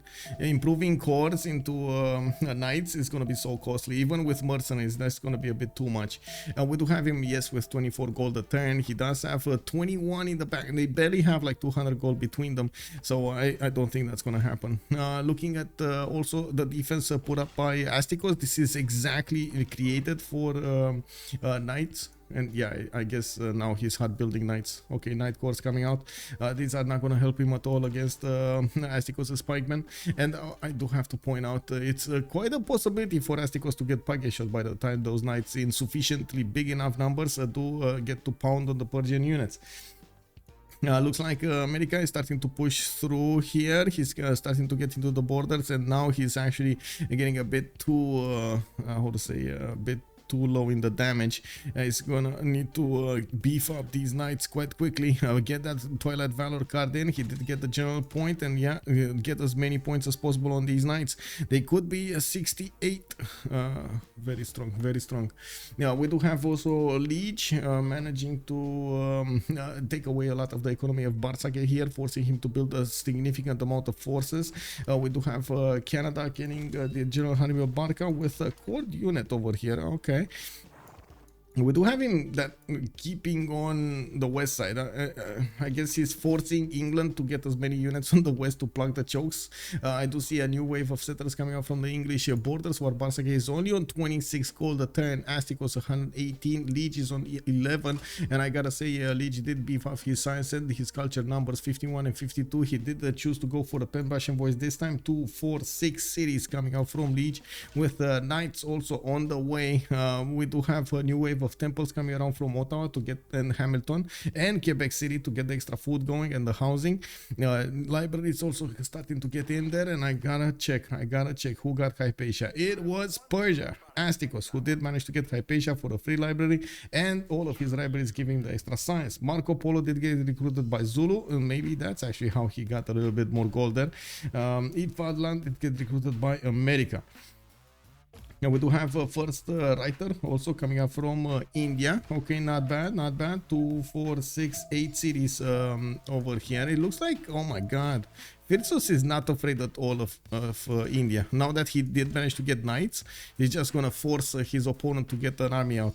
We do have Etemenanki being built in 4 or... How is this? Oh my god, man, how is this possible? Building that Etemenanki, chopping it out, taking the lands away from Sprig and getting the science from them. Okay, pretty good.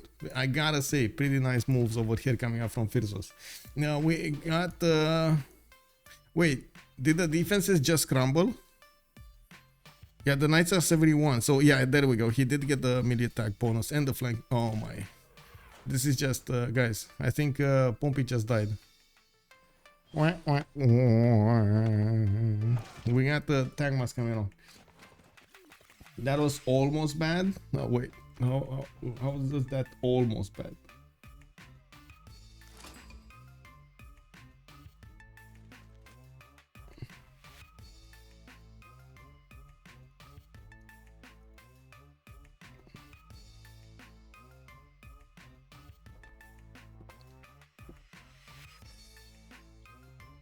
Phyrsos did manage to get to his own 100 science and 84 culture, 215 production. We do have him with 73 gold a turn, and by the looks of it, he did manage to get 2, 4, 6, 8, 10 cities over here. Very good expansion phase coming up from Phyrsos with pyramids and Temenanki. Now he's gonna get a bit more science, and of course he did get his builder charges from an early stage that actually allowed him to get a very good tempo going on these builders. When he got feudalism, you saw him popping them out from each city, getting as many of these chops as possible. He's also putting a few units to the southwest, mainly to try to defend against a possible attack, but not really countering anything here. I think this is the main issue. This is the stone that is gonna push the war, the result of the war here. We got walls coming up in 2 turns from Adrianople, new Tagmas coming out from the southern cities. These units of America are not going to get to push without the support help of catapults, and of course Hazaggi knows this. We do have Hazaggi trying to go for printing in 5 turns, trying to get an extra diplomatic visibility over his opponent. I do notice in his government plaza he didn't actually build his intelligence agency yet, and I'm pretty sure he did actually switch to a monarchy. No, he's still in classical republic, KW. Anyway, we do have these knights actually pushing through, taking down another unit there. It looks like Byzantium cannot counterattack efficiently into these units now, but he is going to try to use the river defense as much as possible. The walls going up next turn will mean the city will not get attacked, and I do see there will be a lot of pillages being done in the meantime. 3 of those mines will disappear from the north. The first catapult is walking in, and I gotta say, because he did manage to get the river to the north and the west of Adrianople, he's gonna manage to put 3 catapults over here with available range to attack into Adrianople.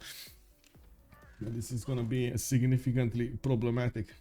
That moment when Basil gets pushed during Tagma timing, yeah, exactly. Yeah, America, man. America. You don't want to mess with America. Even Lege is actually pushing a little bit England, trying to force him. Where's your goal, bro? Where's your goal, bro? Oh my god, this definitely feels like that meme. Let's see. Grandmaster Chapel coming up in 3 turns from Ottawa. We do have Lege coming up with a lot of builders. New knights also being trained over here. And he's gonna get to send them to the northwest. I gotta say, I don't know what happened with Freritos. This is the guys. What happened with Freritos? What happened over here? Are they missing like JR, T-Tube, T-Reads? Is that what happened? Oh my god, no. Like this, I cannot believe my eyes, man. Like this, from the beginning of the game, we did have Ulyss controlling the game. This is what I mean. They were controlling everything, like the stats, the science, the culture.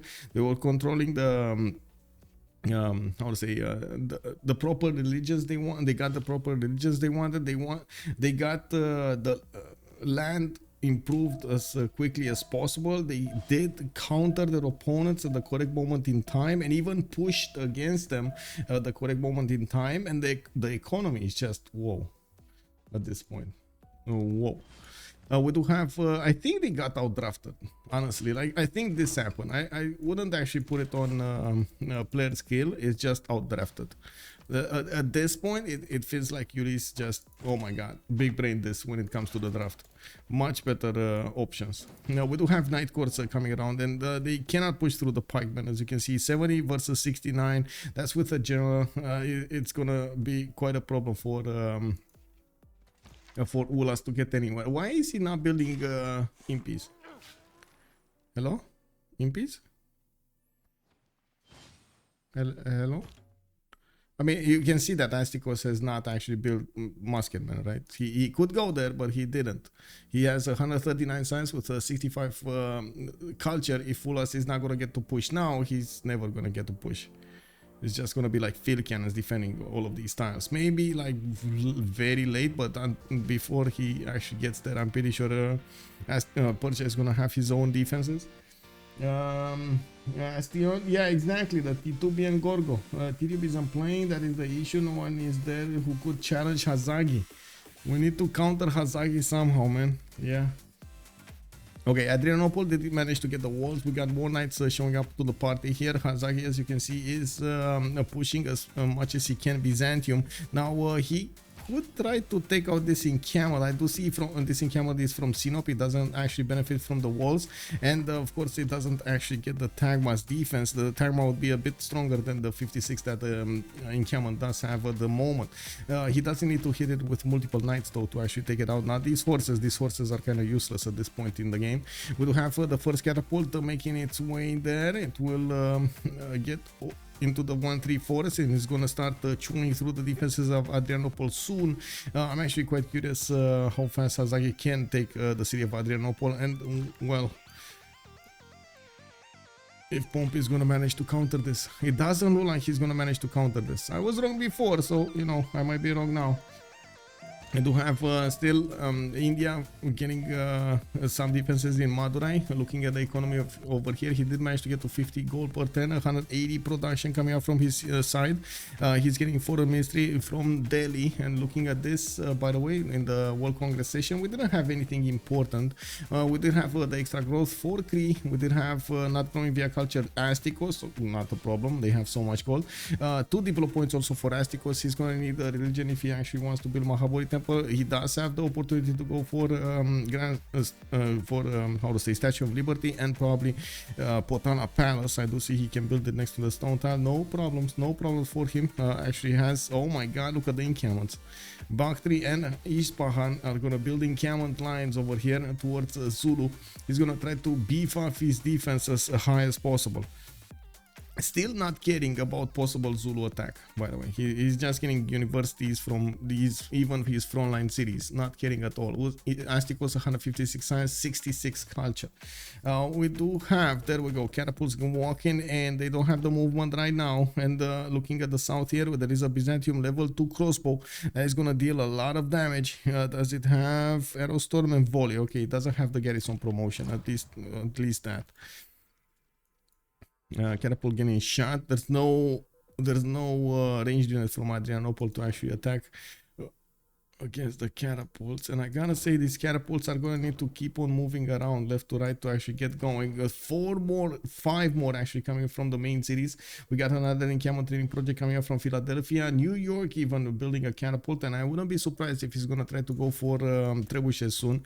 Those are gonna be much more efficient against 61 garrison defense strength cities. Looking at the shots here, unfortunately I can't see the damage. It's not gonna be big. It's only 35, like maybe like what, 45-ish. Trebuchets in 3. Oh wait.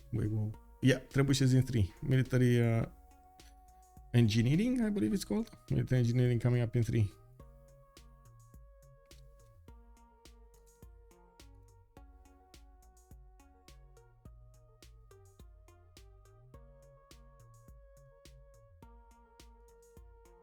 Oh, yes. Crispy responded in the chat over there. Yeah, we need more barbecue pictures, man. We definitely need more barbecue pictures. Looks like Hazaggi is gonna try to wrap around the city of Adrianople to put it under siege. And as you can see, Pompi is trying to take those knights now. Yes, he's trying to stop him from doing this. We do have a Tagma now in the city. In that, okay. In Byzantium is just, sorry, America is just moving those catapults in, and he's gonna get to double shot next turn. While I do see he's kind of giving up on this encampment. Yeah, he took it down. So no more ancient walls gonna be built and to defend that encampment, that placement over there. It's gonna be much easier for the units of America to push into Adrianople without having to worry about another place that's gonna get shot from. We do have trebuchets coming up over here from San Francisco. There we go. He did manage to get 4 of them upgraded, and he's gonna start moving them towards the front line. On Lege's side, we do have a massive attack going on from the south of Stoke-upon-Trent. He's trying to push into the line of defenses of England, and since England doesn't have a general, well, that's going to be a bit of a sad story. We do have courses getting upgraded over here. Bartsake is desperately requiring gold to upgrade, but their coffers are empty. They don't have gold to upgrade. Ulhas is on 0 gold. We got Pompi minus 14 gold. The Sprig is, yes, on 59, while Bartsake is on 40. On the other side, the economy is booming. We got Hazaggi 71, Astikos 146, Phyrsos is also on 43. And I gotta say, they didn't get. Oh, finally they got this economy going. Okay. It took a while, but it happened. Actually, we got 3 traders coming out from Ahmedabad towards the city of London. And as you can see, finally Bartsake is sending towards Calcutta some traders through the city of Ahmedabad. So, okay, we got some economy, but not great, not amazing. Where under the gun? That's also a question. Where is under the gun? That's a very good question. Where is under the gun? We got Lege with a few more crossbows coming around from his cities. He's getting knights out, and I do see he's also putting down some commercials over here from Ottawa. More economy gonna be generated. And one of the things I didn't want to point out, that they didn't actually get to use any of the coastal trade routes here. They didn't have the opportunity to do so. America was kind of far away from his allies. We did have Canada, yes, next to Persia, but I guess Persia does like his internals more than he likes externals anyway. That's about it. Okay, catapults, they're kind of scratching the walls of Adrianople. They're not really hitting them, but it's still better than nothing. Okay, 1 catapult attack, 2 catapults attack. They're slowly burning through the defense, and of course the trebuchet is going to do way more damage. It does have a 45 bombard strength yeah, there we go, 49 actually, versus the city of Adrianople of 58 on the defense. America is actually starting to lose a bit of knights, and not to mention a lot of health on these knights. Some of them do have promotions. Hazaggi is gonna need to be really quick on the buttons to actually upgrade these to try to push his opponent. You can see how he's also moving his general, so he protects it, so he's not gonna be losing that unit to push to get his general back into the city of San Francisco. It would be quite a sad day. We do have one knight from Phyrsos trying to be annoying over here to the northeast of Trebizond. He knows that Byzantium just doesn't have enough resources to upgrade everything and promote everything where he needs, build everything. And he's gonna go into one of the mines to just pillage it, rip it open. We do have Phyrsos also defending against India or pushing India over here on the east side towards Madurai, where India did put up a wall of units with some archers, some Varus, and I do see Corsair. We do have Phirsonian Corsairs and some knights on the foreign line with universities coming up from Pashkavashik.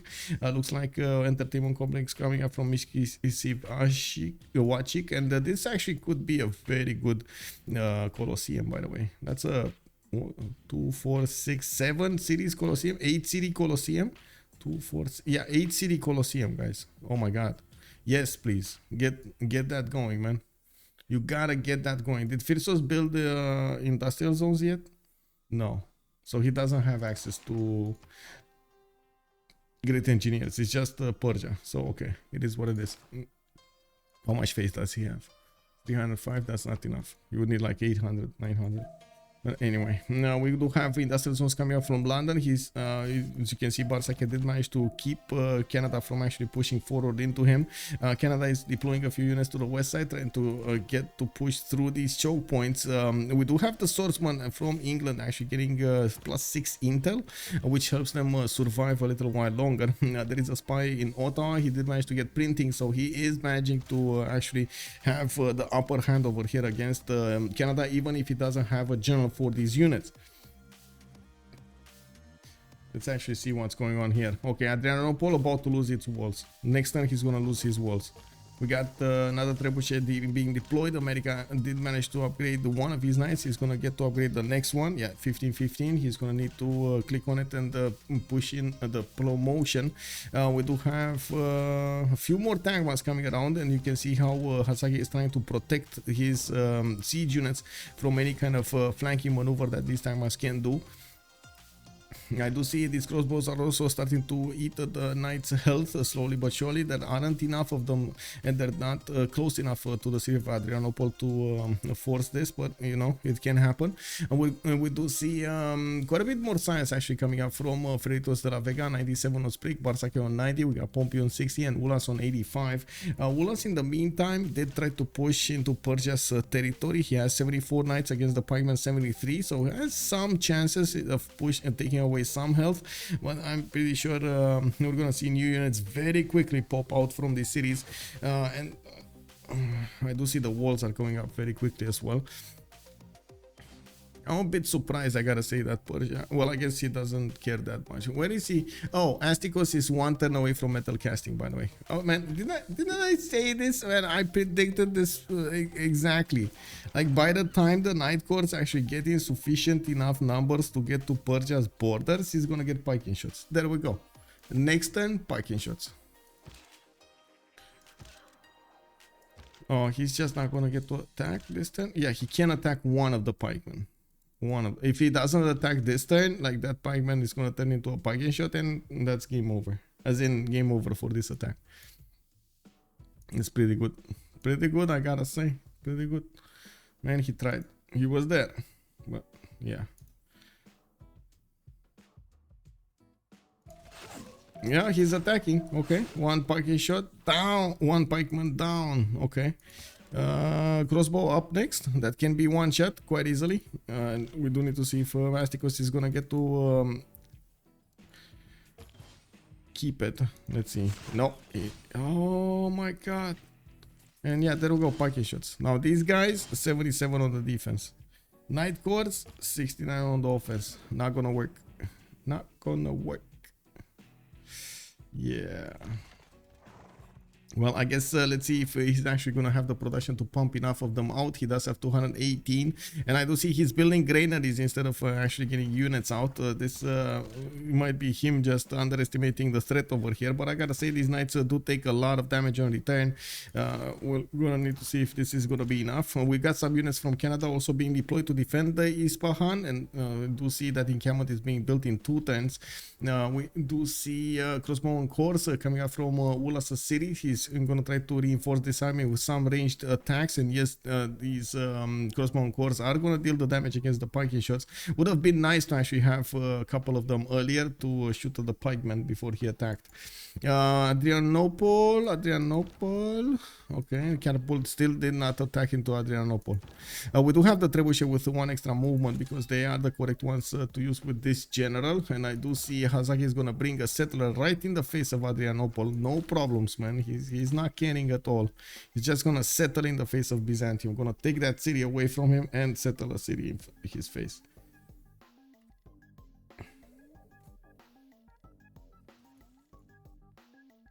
GG after Nubosus Maximus. Hello there, sir. Yeah. That is massive, I gotta say. Massive from him. He did what he needed to do, man. The fact that he did manage to get so many good stats, and this is Dark Age. This is not even Golden Age. This is, and I'm pretty sure this is not monastic. Are we talking about monasticism? Isolationism. He's working isolationism for the domestic traders plus to food plus to production country, by settlers. It's fine. He has so many cities. It's fine. So many cities, so many trade routes. So much production, so much food. We do have also Phyrsos about to hit 300 production points on 273 right now, and I do see him 258 food, 171 science with 127 culture. He's on a pen brush and voice golden age, and he will manage to deal with the threat of Sprig over here on the east side. He's actually pushing in with the coursers. Knows that Sprig is in a little bit of trouble, in a crunch with money. He's they're putting as many funds as possible on Pompi and Ulhas to keep them alive and kicking. Now we're going to need to see if Sprig over here is going to start losing cities soon. We do have quite a few Cree units being deployed on the offense on the east side and defense on the south. Now he did manage to pillage a few tiles here from Byzantium, stopping him from actually getting new reinforcements to Constantinople for a while. The catapult is getting in range of the city of Constantinople, but I gotta say, America will need to rebuild a lot of his armies, and that's exactly what he's doing. Heavy chariots starting to pop out of his cities. They do have the funds to upgrade them, no problem. They have about 220 gold per turn over here being generated. Okay, well, let's see. Let's see how this is gonna go. Who's actually keeping Bologna? Bologna is being kept by Phyrsos on Cree. Now we do have Ulhas keeping Venice, Hazaggi on Granada. Oh, actually Venice might have been one of the issues, one of the reasons he did have for a while some gold. I do see newcomers just coming around here from Longoma, and I do see he's getting a wave of cities with universities and libraries. He's getting new builders out. John Dark also got recruited here. And at this point in time, he cannot push through these piking shots. Way too strong. 70, 81, 70 to 73. These crossbows, I can't wait to see the damage of the crossbows. But I would imagine it's around like 65 or something like that, especially without promotions. Not even 65, maybe like 60. Anyway, they're like 45 base, right? So crossbows would be like 55. Anyway, we'll see.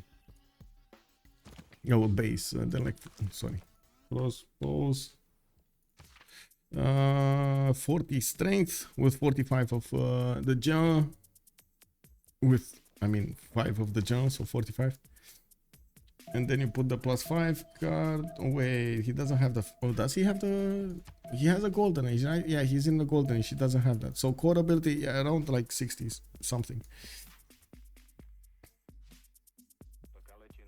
Let's see next turn. Crossbowman core. This. 58. Okay, I was very close. 58 against the parking shot. On the defense, 63. It's still stronger. And of course, if you do see new encampments popping out over here from Bactri and Isfahan, well, this is gonna be harder and harder to push through.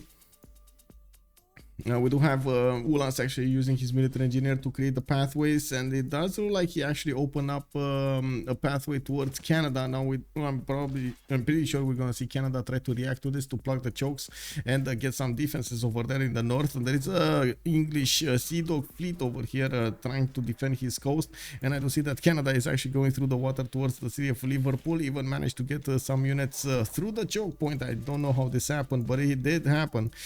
He pushed the choke on the west, pushed the choke to the east of Liverpool, and now we do see him starting to encircle the city center slowly but surely. These horses are not going to be a good match for the horses, and because Bartsake doesn't have a lot of gold, it's kind of hard for him to use the upgrade button and put 100 gold into each of these horses to upgrade.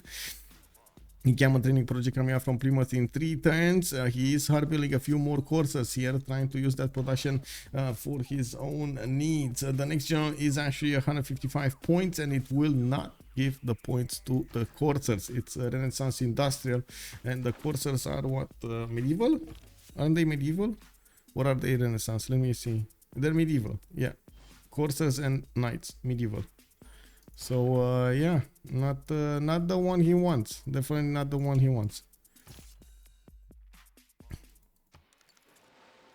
Okay, we got Persia getting a few knights. I do see he's getting a spire of his own in the city of Mashhad, and we do need to see if he's gonna switch this unit composition. I would have imagined he's gonna get a few more crossbows of his own, but it looks like he's not, especially for the field cannons, upcoming field cannons. Astikos is 1 turn away from ballistics, and yes, we do have cuirassiers available for him to hard build over here, and some of them also are pre-built in the form of heavy chariots that he's gonna get to upgrade quite quickly. We do have let's see, Isaac Newton coming up, the next scientist. We're gonna need to see who's gonna get it, but it's a very strong chance Bartsake with England is gonna get it with 10 great scientist points a turn. He could just snatch it next turn if he does have enough faith. Okay, it looks like Bangalore survived. Phyrsos did not get to push there. Adrianople is still alive. We do have new trebuchets getting in there, and they're slowly cooking down these units over here. Unfortunately, Hazaggi did lose one of the tiles over here to the south. Pompi did manage to push back, and we do see that the moment, even with the crossbows, it's kind of hard for him to attack into the other units of America. A new wave of units coming up from Hazaggi. He's on metal casting 1 turn. He's gonna get Astikos to boost him there, and he's gonna get cuirassiers pretty quickly, while Pompi is getting his gunpowder in barely 6 turns. He did drop quite significantly in the science and in the culture, and only on 53 and 63, while Hazaggi is on 75 and 32. I do see in the production queue, Hazaggi does have 129. It's not that big of a difference if you take into account the face generation of Pompi. They're kind of there, like 10-point difference or something. Does Rough Rider replace cuirassiers? Yes, if I remember correctly, yes. So, oh, we're talking Rough Riders here? Oh, we are talking Rough Riders. Oh my god, thank you for reminding me. Rough Riders. Yes, they do replace cuirassiers. There we go. Upgrades from knights, technology, ballistics. Yeah, totally forgot about that unit. Well, this is gonna be awkward. Yeah, it is what it is, man. We did have England actually put a few more cities here. 2, 4, 6, 8, 9 cities coming up from Bartsake. He's on 102 science, not bad actually over Lege's 90 and 75. But it does look like he might actually lose a few cities over here. Norwich is in danger. It just got placed, and yeah, it's undefended. We do have Lege just keeps on punching through the defenses of England and taking out units over here. Bit by bit, he's attacking these English defenses. No, he's just gonna take the city, isn't he? He gonna do that. Okay, Mogadishu still bringing coursers. He did manage to put up a defensive force in Hamilton, where he does have not only Defender of the Faith but also Victor defenses. Now I do notice Ulhas is actually still trying to push over here Astikos, and it does look like barely. And next time we're gonna see the crossbows getting to the tiles over here. But wait, he did not build the roads in the rainforest. Oh no. Yeah, that's a bit of a big boo-boo. no roads in the in the rainforest. But I guess it is what it is. We do have these crossbows that do manage to deal significant damage against the parking shots, 63 against that 58, and they are starting to move to the west side here, trying to get the position away from those encampments. We do have cuirassiers also available to attack into them. They can manage to two-shot these crossbows if they manage to get close up and personal, and of course I do see they are not a match for the Night Courts of Zulu yet. And we do need to see if we're gonna have some crossbows. Oh, we got field cannons. Never mind what crossbows. We got field cannons. It's fine. What is Astikos on the civic tree? Alignment coming up in 3. Okay. Okay. Let's actually see what's going on here. Nothing is happening. Phyrsos still trying to bully India over here with a very forward encampment, and the fact that he does have a crossbow in it does make it a little bit worse. So this battle is gonna die quite quickly, and yeah, we're gonna need to see more commercials being built here from Phyrsos. We're coming close to the end of the medieval era. 6 turns to go, and we do have Colosseum being put down. Mikzivochi getting a 3 turn. Also, great library coming out from Pashka Vashik. I do see another encampment training project coming up from Moscow too, preparing for the next general here. I'm pretty sure he's gonna want to get the modern one soon. Yeah, we do need to see also, let's see what's going on here. Astikos, nothing much over there in the north. Looks like Lege in the tech side, he's getting barely getting gunpowder, so it's gonna take a while for his own technology to get up to ballistics. Another English city down. Yeah, Liverpool got taken down, and it looks like there aren't just enough units here. Unfortunately, yes, Bartsake did spread as much and as what as possible. He didn't have enough army to defend all of his cities, and I gotta say, Lege did find the weak spot. Pretty good by Lege to do that.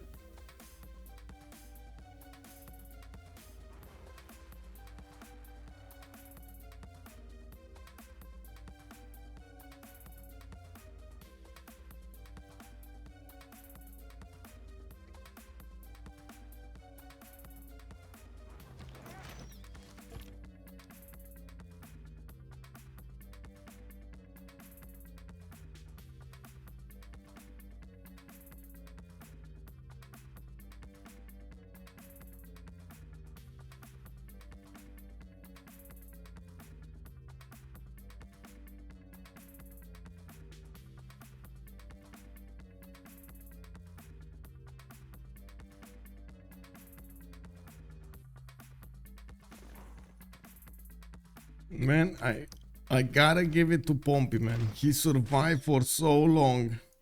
Hazaggi did manage to get more than enough siege units to actually take Adrianople next turn. It's gonna be enough.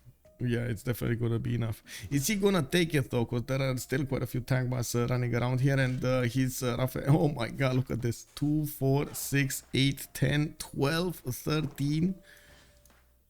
14 units. Oh wait, what is this? Zulu attacking Tarsus in the north, also attacking America. Whoa, Hazaggi is 3 turns away from getting his own ballistics, while he is hard building a few knights here, pre-building some of these heavy chariots. He needs to be careful. He doesn't want to mess with Zulu here. FKDN in 3 turns he disappears. Yeah, you're talking about Byzantium. Yeah, this is gonna be amazing. The Rough Riders are gonna be doing so much damage. Good evening, sir. Also, Heinig Dave, I love that their colors are opposite, so when he takes a city, the borders just flips colors. Oh, you mean yeah, Canada with England. Yeah, pretty good. Right, the text is white on one side, the text is red on the other side, and banners white and red. Easy peasy. I'm pretty sure Norwich is going to be on the meal, on the table soon, and we're going to need to see how Lege is going to push through Plymouth. There could be a counterattack coming up from England to take back his cities, and we do need to see if England is going to want to deploy any more units to the south. He is 130 knights from the city of London, and by the looks of it, he's even getting pushed over here by some rogue elements from Canada. One single swordsman did think it's a good idea to attack into a horseman. It is what it is. Okay, where field cannons? I want to see the field cannons. Why are they not deploying field cannons? Oh, that's a GG. Bartsake calls it out. The economy was too low on their side. He was losing city. We didn't have Ulhas managing to push through. The Tagmas were just not enough to withstand the amazing powers of Hazaggi over there with America. He did manage to get going, defended his city-state Granada, and then pushed against the defenses of Byzantium with all his might and power. Amazing. Wow. I gotta say, Ulyss, extremely good control of the game. Extremely good control of the game. Across the board, extremely good control of the game. We're gonna need to wait a little bit until we go into the post-game chat. I do have to make a quick disclaimer. We do have multiple streamers actually from the French community. Malm and Distoria are actually who are streaming this game, was commenting this game in French. They will probably want to talk a lot more in French than in English. I'm sorry about that, but I do feel it is important for any French speaking viewer over here to hear a little bit of the post-game chat, and of course for YouTube and so on and so forth. So let me actually see where the channel is, and we're gonna talk about that there. Big GG, big GG. So let's jump in, and we're gonna be quiet over here, hear them out. Last move, et en fait je regarde ton scout parce que je sais pas s'il va traverser la rivière, parce que tu peux faire le même move en fait en traversant la rivière et en me prenant mon bâtisseur, tu sais, étant donné qu'il y avait que des collines et il n'y avait pas de forêt. Donc du coup je savais pas qu'est-ce que tu allais faire, si tu allais traverser ou pas, et je me suis dit bon, à mon avis il va plutôt traverser pour essayer de voir peut-être un petit peu plus haut, etc. Qu'est-ce qui se passait, il y avait peut-être une route ou un truc comme ça. Donc du coup je me suis dit bah je repars vers le côté de ta rivière, et c'était le mauvais call.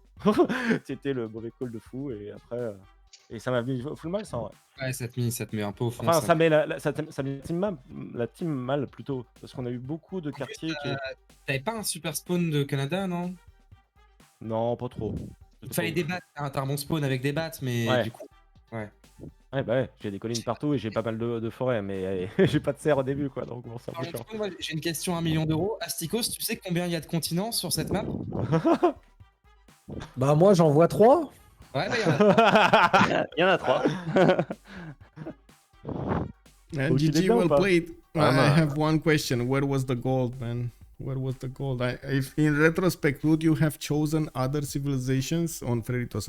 I'm asking Freritos. No, I don't think so. Okay. Well, when we saw the draft, we said the one who sees England goes on England, and then they should be poor, probably. So yeah, that's what Lege did. They were like barely making 35, 50 gold in the most game, like across the board. Yes. But to be honest, what? Yes. Yes. Ouais. Yeah, we did. We were quite okay with the draft at beginning, but I think we played poorly. And Ulyss did good game, and yes, we didn't put enough in phase on the goal. Ouais, tu pensais jouer ta petite game tranquille. Franchement, la deuxième game que vous remappez, gros. Oh là là. Ah ouais? Oh là là. J'ai eu un feeling que ça allait être la merde. Mais vous étiez si mal que ça? Non, non, justement, on était pas si mal, mais c'était pas ouf. C'était pas horrible. On n'avait pas de setup de gold rapide, donc on s'est dit c'est pas ouf. On pourra pas setup de gold assez tôt. On s'est dit que l'Angleterre devait vraiment être tranquille. L'Angleterre était tranquille avec un god land. Moi j'avais vraiment un très bon land aussi sur le Zulu. Et je crois qu'il y avait c'était ok le reste du temps sur les deux autres. Ah, vous avez cessé un tour avant le Colisée. C'était bien ça. Vous alliez pick Age of Steam en fin de première rota ou pas? Oh, mec, ça dépendait de la draft en vrai. Bah, nous on s'était dit que les deux meilleurs cives là dans le setup c'était Age of Steam et Espagne. Les deux meilleurs cives navales. Ah non, on s'est dit qu'au contraire, Age of Steam ça perdait un peu de. Ah oui, après c'est Mais bon. Quoi. Si on joue la deuxième, on reste Age of Steam quoi. Si on veut une finale, on aurait pris ça. Oui, c'est sûr. Oui, d'accord, ouais, voilà, ouais, vous considérez des dilos et je sais pas sur avec Force Rota, Hazaggi il avait dit ils vont mal la considérer, je pense. Moi je pensais pas que vous l'auriez pique aussi tôt parce que déjà sur le projet classique quand on en parlait vous rechigniez un peu à la pique. Ah, projet classique c'est plat quoi. C'était de distance tu vois. Projet classique 2015 c'est pas lent pour les griffes. C'est pareil hein, c'est juste que là il y a beaucoup de collines donc c'est plus lent mais c'est pas forcément possible non plus quoi. Non, Là, non, tu vois, il a pas été flexible, quoi. Il s'est fait emmerder par des coursiers. non, mais il est juste à côté, il était collé. Genre, si on joue la deuxième map, on est d'accord, hein, de toute façon, sur tous les pics de sim, il y a un peu de gamble sur le alliés, jeu. hein, c'est toujours possible, même. La deuxième map, elle était très bien pour Ulyss aussi. Hein. Ah ouais? Alors, juste, ils avaient pas de setup de trade, mais en termes de spawn, c'était vraiment pas mal. Hein. Ouais, j'avais un bon spawn, moi. T'avais eu un pop, toi, là aussi, non? Ouais, C'est bien ce qui me semblait sur le passage à 3 3 de pop. Oh, les chances de ouf. Bah ouais, mais on était tellement loin et je voyais pas en fait comment on allait gagner si je commençais à enclencher, tu sais, un sim de loin culturel ou quoi que ce soit. Je trouvais que si on n'arrivait pas à avoir un peu de trade naval entre au moins moi ou une autre personne dans la game, ça allait être super compliqué pour enchaîner des pushs. Et cette game là, c'est des pushs. Donc, Ah ouais, puis ça se voit, hein, les golds ont fait la différence entre vos deux équipes. Oh, de fou. Tu sais, c'est le fameux moment, tour 60, où t'es là, ah ouais, il me push la night, ah ouais, mais moi il me push coursier. Ah ouais, exactement. Et nous on était là, ah ouais, merde. Nous, on a 10 gold. Et la première map, on a raison de la remap ou pas? On a un peu le même feeling que vous sur la deuxième game. Hein. Le Ulyss c'était bien sur la première map. Ouais, ils avaient un Kinda qui était vraiment backlane derrière tous les mates. Ils avaient un gros setup de trade au milieu. Mais vous aviez un peu la même chose aussi, quoi. Ouais, c'est ça. Vous aviez un setup un peu équivalent. Et moi, ce que j'avais analysé, si vous jouiez cette map-là, c'est qu'il allait falloir vite choisir qui de Pompi ou Sprig allait défendre la culturelle. Et il y avait Bart, Freesim Vous avez fait sur une scientifique. hein, parce qu'on avait vraiment des spawns de merde. Hein. Bah, vos spawns, en fait, vos spawns n'étaient pas insane, mais en termes de position, bah, c'était correct, tu vois. Ouais, mais je trouve que Sprig, il était vraiment dans le mal. Moi, c'était vraiment bof aussi. Après, bah, moi, déjà, de base, j'aimais pas votre draft, donc... Après coup... L'Astik que t'aimes pas? Après, on a aussi jamais joué à la map, quoi. Ouais, mais c'est risqué en gold, dans le draft, il est risqué quand même. Hein. Mais pour moi, sur le double pick, en fait, vous êtes obligé de prendre la Perse, déjà. Genre, que ce soit le Paradisa ou même la Civ en elle-même et sa polyvalence, c'est beaucoup trop fort, d'autant plus sur Island Petite. On s'attendait à Zulu Perse. Moi je pensais vous alliez prendre Perse plus X, que ce soit un Zulu, une Angleterre vapeur ou autre, mais genre je pense la Perse pour moi c'était utopique. Je trouve la civ vraiment trop forte, et je pense même que chez BP on l'aurait peut-être value en first pick. C'est que ce soit les IMO, le Paradisa, tout. Puis derrière, et puis derrière je trouve que même, tu vois, Byzance et Zulu, alors c'est pas les mêmes cives exactement, mais ça a plus ou moins un rôle un peu similaire d'aller mettre une grosse tempo de pression militaire en mid-late game. T'avais ton plus 4, Pompi? Il est pas là? Non, il a spot quelqu'un là? Non, on avait 3 religions quand même. Mais t'as vu où il est? Mais il est entre 3 ennemis. En plus de ça, gros, je prends tellement d'unités que je suis obligé de racheter mes battes pour prod, que je peux pas missionnaire. Enfin, genre, je veux dire, je sais pas si vous avez vu ce qui s'est passé sur Grenade, mais c'est catastrophique. Hein. Si, on a vu. Un mec, Grenade. Non, mais Grenade, mec. Grenade. 6 archers, hop.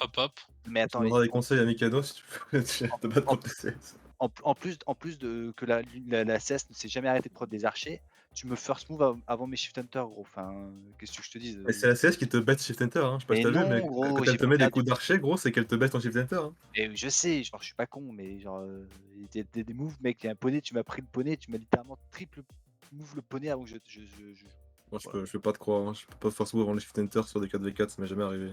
Bah, ok. Donc alors, si jamais, faut peut-être voir avec Floppy, lui aussi il avait des soucis de Shift Hunter à une époque. Si vous pensez que je sais pas Shift Hunter, grand bien ou face. Hein. Oui, c'est ça qu'on pense. Ouais, bien joué à vous, on va aller débrouiller de notre côté. GG. GG, bonne soirée. Bonne fin de soirée à vous. Bisous. Bye Michael. Bisous. Bye bye. Et ça fait, est-ce qu'on a eu les résultats de... So there we go. We're gonna have to close this now. I do have to run to one of the CPL meetings. It's Thursday, so it is what it is. Thank you so much for everything over here. Much appreciated. And also congratulations, signing day, for actually picking up that VIP over there. Yes, it was indeed a very interesting game. Welcome, and I do hope you enjoyed it. tomorrow we're gonna have a CWC game starting up with 1800 GMT. Well, I guess I'm gonna make an announcement on my Discord. You can actually take a look on my Discord for my schedule to see the upcoming games. You can have a readout of the weeks over here about the upcoming games. Tomorrow we're gonna have from the CWC on 1830 12 plus versus Black Petre, and we do need to see what the boys are gonna do tomorrow against each other. I am also on Saturday. I'm gonna try to get 2 games back to back. It's gonna be quite a I guess it might be a problem there, but we will see another one scheduled soon. It's gonna be a 1000 GMT game. Civ Australia going against their opponents. I forgot who they were, but anyway, we're gonna find it. You're gonna find it over here on the upcoming games. I'm gonna soon update all of this information. So yeah, in the evening we're gonna have also enemy versus HOH, and we gotta see that game as well as on Sunday Easy Katka versus Last Day Company. Thank you so much for everything. Much appreciated for the follows, for the subs, and not to mention the gifts and the bits. Thank you, sirs. Thank you so much for your support over here. I do hope you also enjoy the content, and if you're coming up from YouTube, you're gonna throw this a thumbs up, and I do hope you're gonna see each other on the live stream on twitch.tv/OnSpotTV. If you do like the content, please leave a comment down below, so it does help me out with the algorithm. And of course, you're more than welcome to join my Discord so we can chat a little bit and get all of this information for the upcoming streams. Have a good evening, everybody, and see you next time. Bye bye bye.